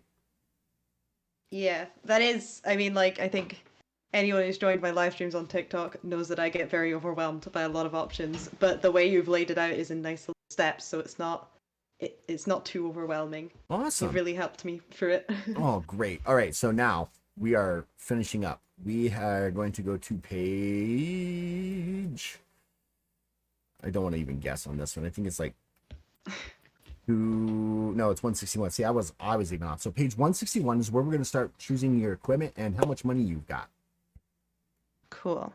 So, because we base how much money you start off with your background, you chose local hero. Local hero Yes, I did. is 500 base silver pieces. Cool. That's your base. Now, here's a decision for you. Do you want me to roll the blessings of the gods for you, or do you want to roll the blessings of the gods? The blessings of the gods are bonus silver that you've somehow picked up in your small time before you became a legend. On your I'm gonna let you roll it because my dice got sassy with me. So, All right, boys, let's go. Okay, well, I rolled an ot 9, so that's pretty awesome. So you're getting an additional 750 silver pieces. oh my god. So you're at 1,250 silver pieces total. And I'm also going to give you the 75 bonus for being a Sylph, so you're at Thank you. 1325 altogether. That is the most any person who's actually rolled up a character with me has had to spend. Everybody else has been in I the made a good 25 decision. to 75. Yeah. I always ask, they're like, no, I want to reroll. All right. No one ever lets me reroll.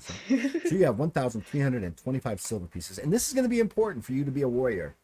So much money. That's right, Mootly. She's got, so now you have to decide what armor you want to use.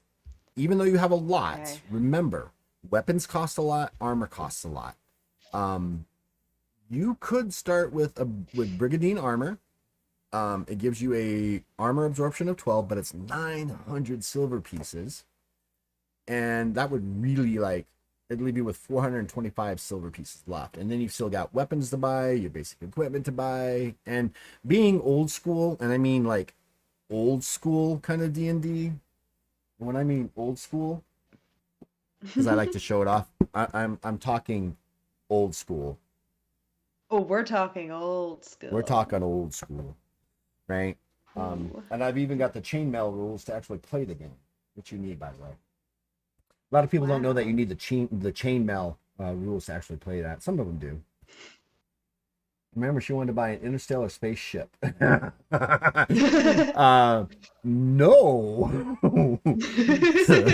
You could purchase one, but we're talking a base of 96 96K silver base to start. Mm. Now, I ain't your but sugar daddy, Mootley. I'm sorry. but Mootly, the way we rolled up her character actually has one, so that's like her magic item for the next 6 ranks. She's not gonna get anything Wow. else. She's not a tree. See, look, even Mootly thinks you're a tree person. She's not a tree person. She's a sylph that's got like harder skin that looks like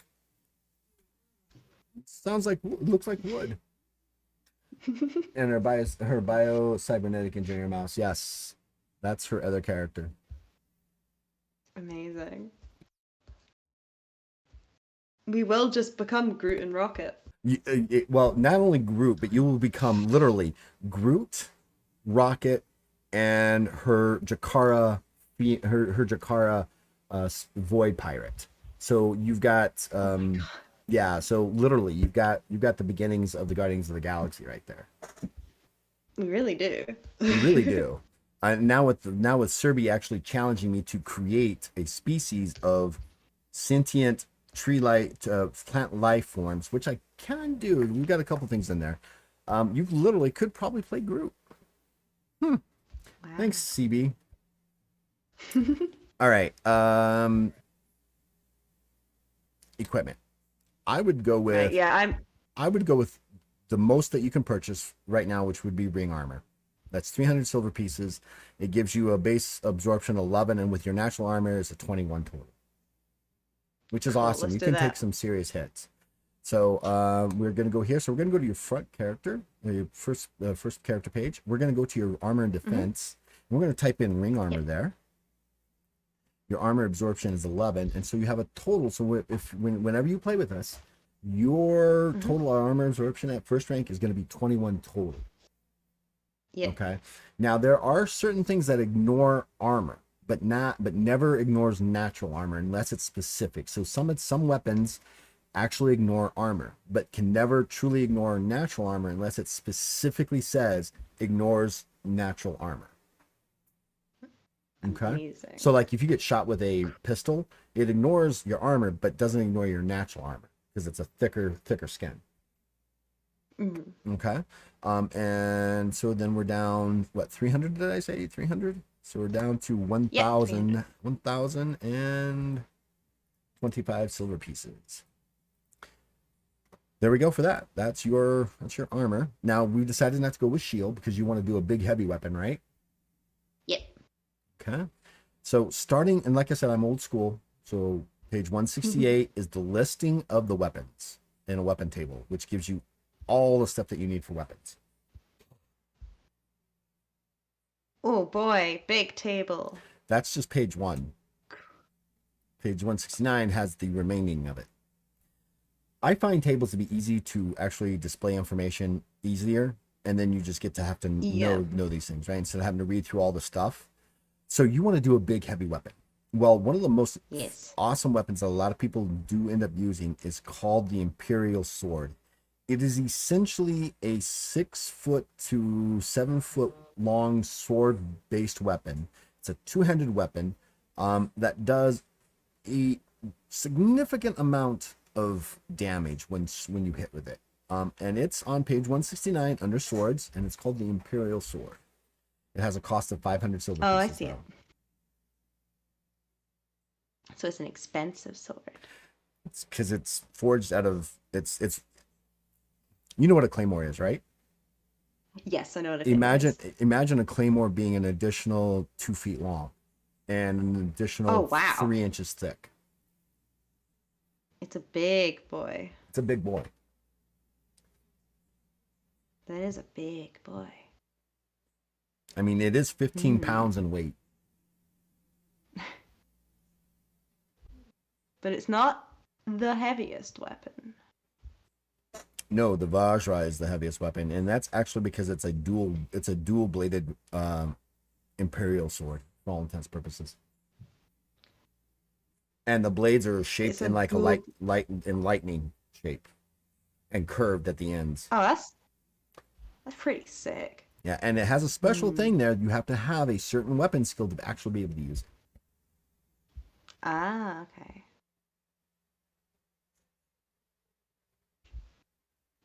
See, I have this issue where you've told me most people go for an Imperial sword, and that makes me not want to go for an Imperial sword. Well, if you're going for a heavy weapon, that's the one to go for. If you want to That's do a fair. sword.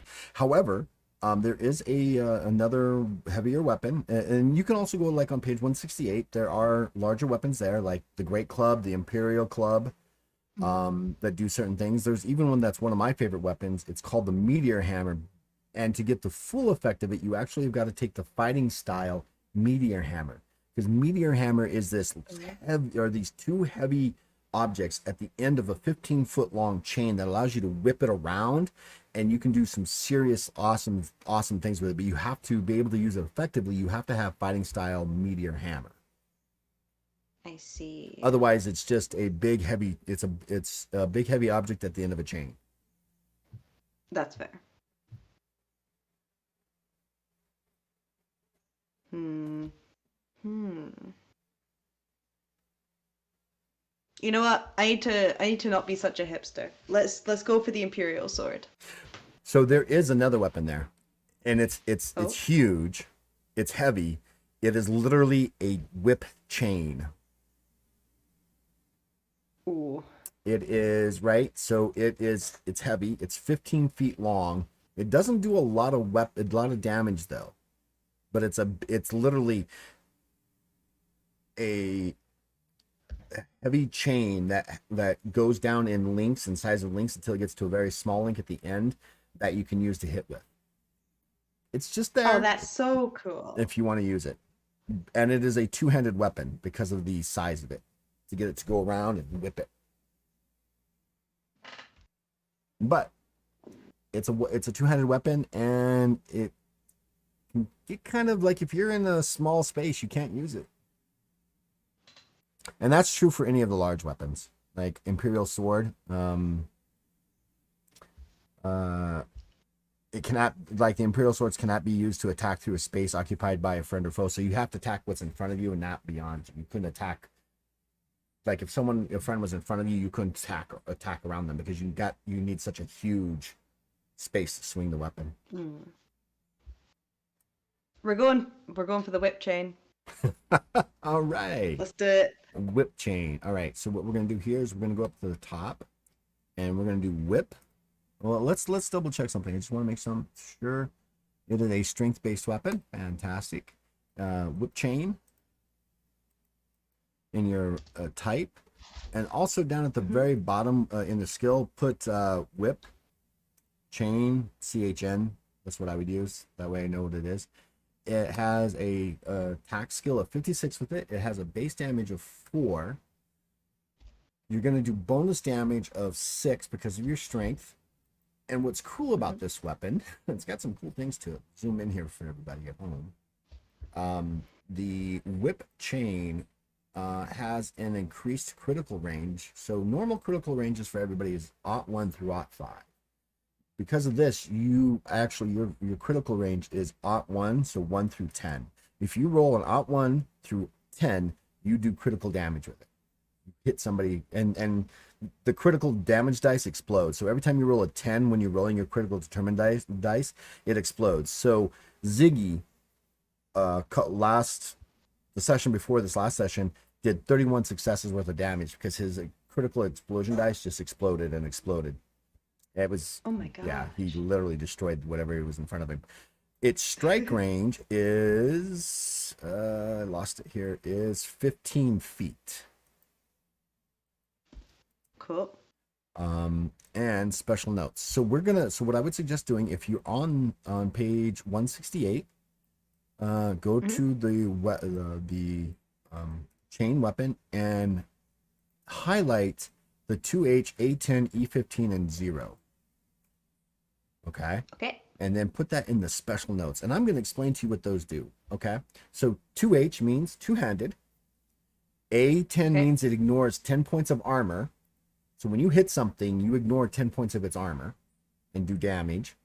E15, I believe gives you a, and this is going to be kind of cool. E15, well, it's actually bad. It's not cool. I was thinking D15. E15 means that when you're using this as a weapon, your physical defense is suffering minus 15. So it actually goes down. So you would want to use your parry with the whip chain at 56. That's the downfall of using such a huge weapon, right? That has such a huge range. So it makes you, because it takes so much energy to come up, your physical defense is actually reduced as you're trying to maneuver around. So that's a minus 15. So you would need a 19 or less to actually avoid getting hit. Okay. You want to continue with this weapon? Yes. Okay. I've committed. All right. And O just means that you can't attack through somebody square in front of you. Okay. Cool. Yep. Now we also talked. So I think that's what 300 silver pieces for that weapon. Where are my chains? It's 250. 250. So now you're down to 775, right? Right. I actually have to pull up a calculator for that too, because I can't do that kind of math in my head. 1025 minus 250 is 775. Yeah, see, I was right. Nice. So that's that. Now, we also talked about you picking up a pistol if you want. Do you want to pick up a pistol or a crossbow? I would love to pick up a cross. Crossbow. Yeah. Okay. So a crossbow. Do you want a heavy, a light, a hand crossbow, a repeating crossbow? But the repeating crossbow is like 900 Hmm. silver pieces though. Oh, that's an expensive crossbow. Hmm. We've already got the big heavy whip. We don't need another heavy weapon. So let's go for. Hmm.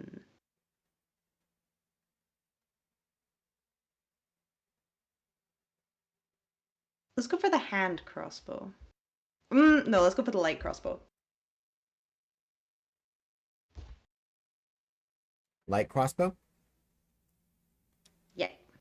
All right. So then we'll come up here. We will down in our character. We'll put LT XBOW, I guess, to make it correct, right? And then up here we could put light crossbow. Yeah. It has a base skill of 55. It does, where am I looking? Crossbow light. It does 5 points of base damage. It doesn't do any bonus damage because you don't have surgical strike. Its strike range is based off of its range, and its critical hit, I believe, is 1 through 5 as well. Yes. Um, and it is a two-handed. Is it a two-handed weapon? Yes. Yeah, the light crossbow is a two-handed weapon, so it's a 2H there. And your critical range is 1 through 5 for that weapon. Yeah. But it all now the bolts is what you use to ignore armor. So up top in ammunition, you've got bolts that are blunt, regular bolts, or hunting bolts.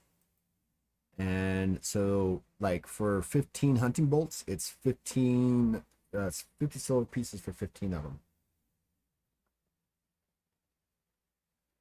For hunting bolts. For hunting bolts, but they also ignore 15 points of armor and Oh. bleed. They cause 5 points of bleeding damage per turn, and the base damage of the crossbow goes up from 5 to 7. Let's do that. Let's get the hunting bolts. How many pairs of 15 do you want? How many do you recommend? So 15 of them weigh about an ounce. Mm-hmm. So I mean, how often do you see yourself? Because when you read, so you can fire it. It takes a full turn for you, a full action for you to reload it. Then you can fire it again. So you're gonna fire it, drop it, and then use your whip, or use your whip. It depends on what you want to do. I would say 30 probably because you'll be able to get more at some point. But starting off, maybe Sure. 30. So Yeah, that'd be sounds a good. so that'd be 100 silver pieces. So you're at 675. I'm sorry, 675 for that. And Yeah. subtracting out the crossbow. Did we cross that? I don't think we took that out. And 200. So you're at 475 total left over.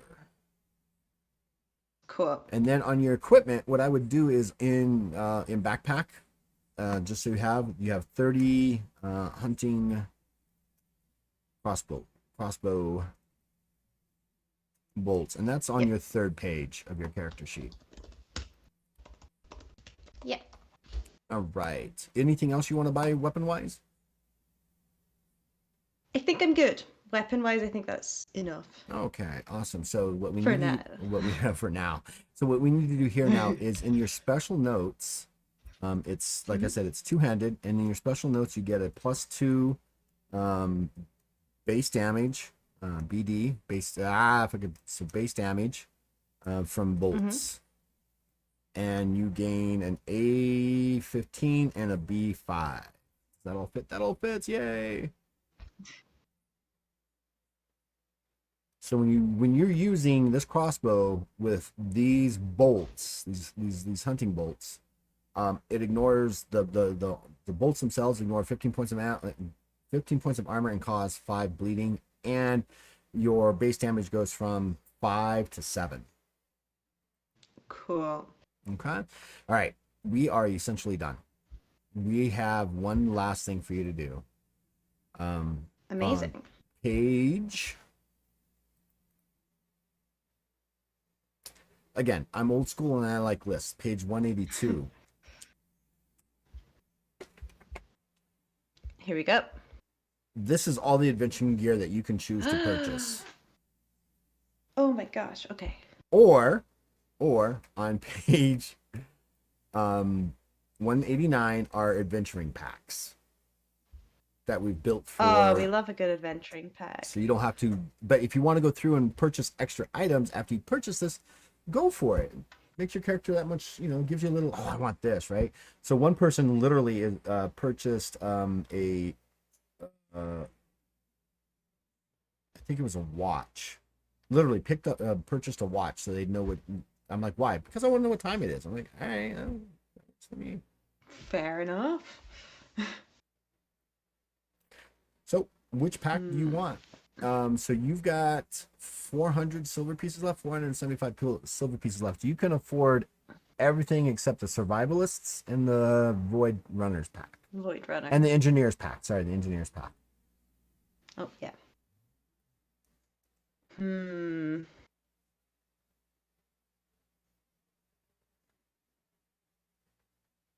Let's.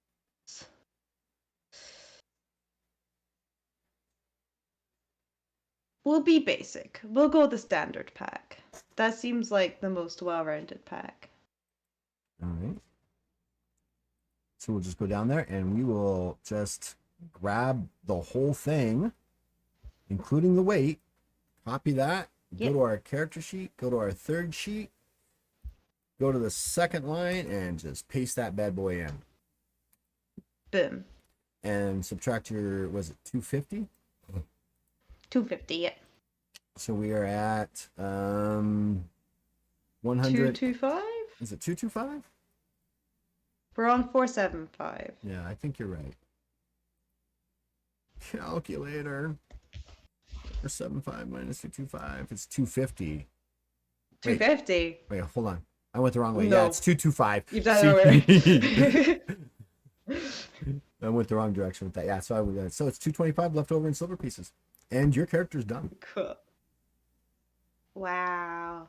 That's it. Now you can go back and use that 225 silver pieces and buy some additional equipment that you like. We have one character who literally is purchased a grapple and a grapple gun for the sole purpose of firing it at people so he could yank them to him if they're too far away. That's really good. I'm like, that's cool, but I don't even know how to do that That's one. But yeah, mean. it's it's actually pretty cool.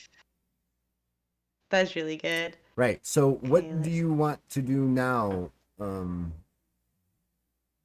Dee Dee? Do you the last thing that you need to decide is, and you don't even have to decide it, right?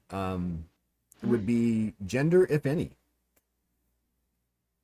Uh, And a Sylph has the ability to shape shift or move between male and female as they feel yeah. fit. They can do whatever they want with that. I So think you I can just think they put, keep them oh, non-binary. there you go. But Not that it matters, but there's that no, space none of there. it matters at all. But all right, so the last thing we actually need to do is your last ability cost. Ancient Bloodline is the last ability that you chose, and the last thing that we need to do is put in the ability cost for that.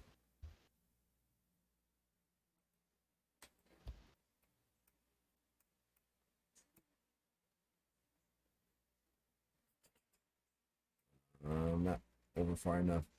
Is 500.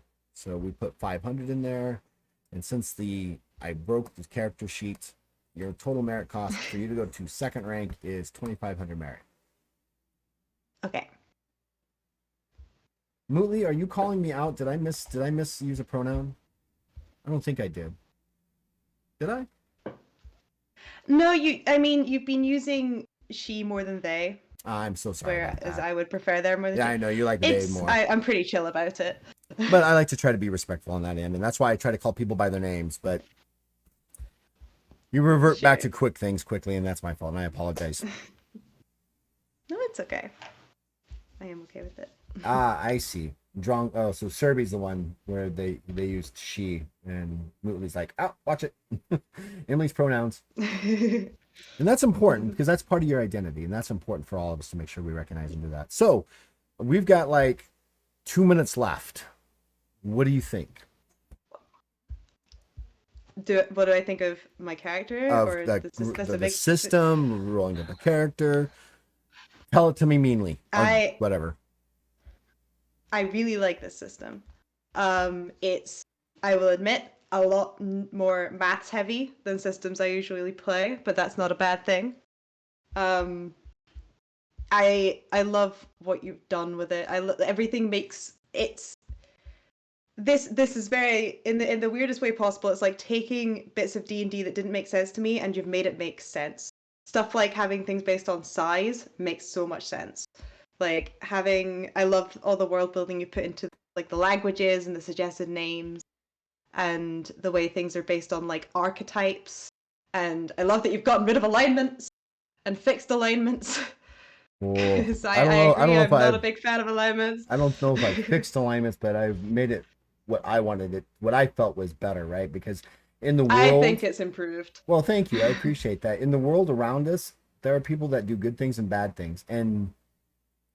And some people do really, really, really bad things, and some people do really, really, really good things, and they maintain that, I mean, Mm. I mean, not everybody's going to turn in the $100 that they found on the ground in front of the grocery store. Some people would. No. You've made it more flexible, which is what it needs to be.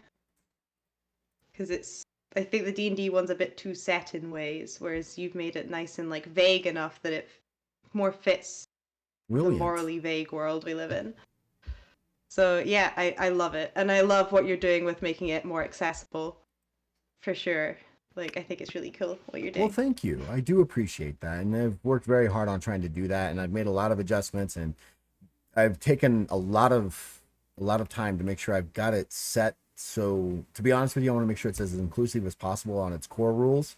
So we start off in the right Mm-hmm. direction instead of having to try to fix things much later down the road when we're like, what do we do? Now, I just noticed something Mm-hmm. interesting. I had noticed it before. You're obviously Arbor because of, I'm going to assume Arbor Day, which is for trees, Yes. and then Peaceful, Kunan, Peaceful Tree. Hmm. I was just putting that together for everybody in case anybody missed that. I think it's Yep. awesome. I hope that we are able to get you and Mootley and some other people together and play a one shot in Void Space. If we can get everybody together on the same times, which is easy for me, difficult for Mootley and yourself because you're so busy, and Mootley lives in Australia. Yeah, we're on opposite ends of the world. You are on totally opposite ends of the world. Um, we'd literally it would have to start the game at like 6 a.m. her time for you to be able to join us at 8 p.m. your time, which actually you're going to fall back. So it'll be 7 p.m. your time and play for 4 hours, which would take you to midnight on a Friday evening. So she can play on a Saturday morning. Think about it that way, right? She doesn't need sleep. Why? What We is can sleep? do that. You need sleep. You need What is sleep. sleep? Sleep is for the weak. Nah, we don't need sleep. We don't need sleep. So, anyways, well, awesome. Thank you so much, D&D, for hanging out Thank you with so me much for today having and me. rolling up a character. And thank you for the very awesome, kind words about the system. And again, if you haven't followed her, if you're following me, or if you're on here watching this, go find Dungeons underscore and underscore Dorks and give them a follow. And Please do. she's got some amazing content. Oh, and by the way, she's wearing some awesome gear. I mean, she's got awesome Yeah. shirts. Look at that. And I actually think what's going to happen is a lot of people are actually purchasing that particular dragon, the Pride Dragon. I actually think what's going to happen is that specific dragon I'm going to have to name, and it's going to Hmm. become, I think, Hilarious Gaming's Mascot. mascot, right? Because everybody's purchasing it, everybody loves it. And I'm like, okay, well, I I love it. think that's where we're headed. We're gonna have the Pride Rainbow Dragon.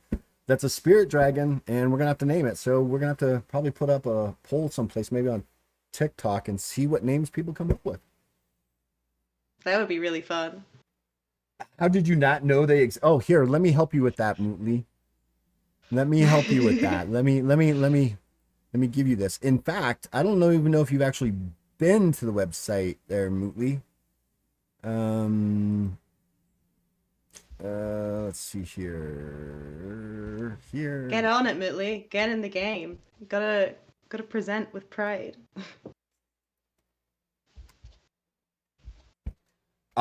That's that. That's that. So you can go there and purchase if you like.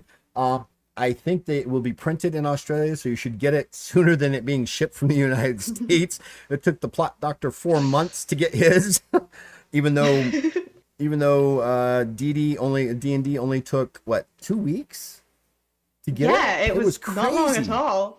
It was crazy. But anyways, Dungeons and Dorks, thank you again so much for joining me, and I'm so appreciative for all the help that you've actually helped me to make the game more inclusive, to represent the deaf community and hearing impaired community. So I really, really appreciate you putting in your time and trusting me with it. And all I can say is thank you so much from the bottom of my heart, and I appreciate it. It has been an honor. Honestly, I've loved every minute of this. Thank you so much, and I really hope I get to play Arbor at some point in the I future. hope so too, because we've literally got uh the makings of Guardians of the Galaxy here from you guys and stuff like that. So anyways, I know you need to go because you're tired. I need to go because I need to go train students. So all I want to say is this Sure. to everybody: stay safe, stay healthy, and as always, stay legendary. Bye.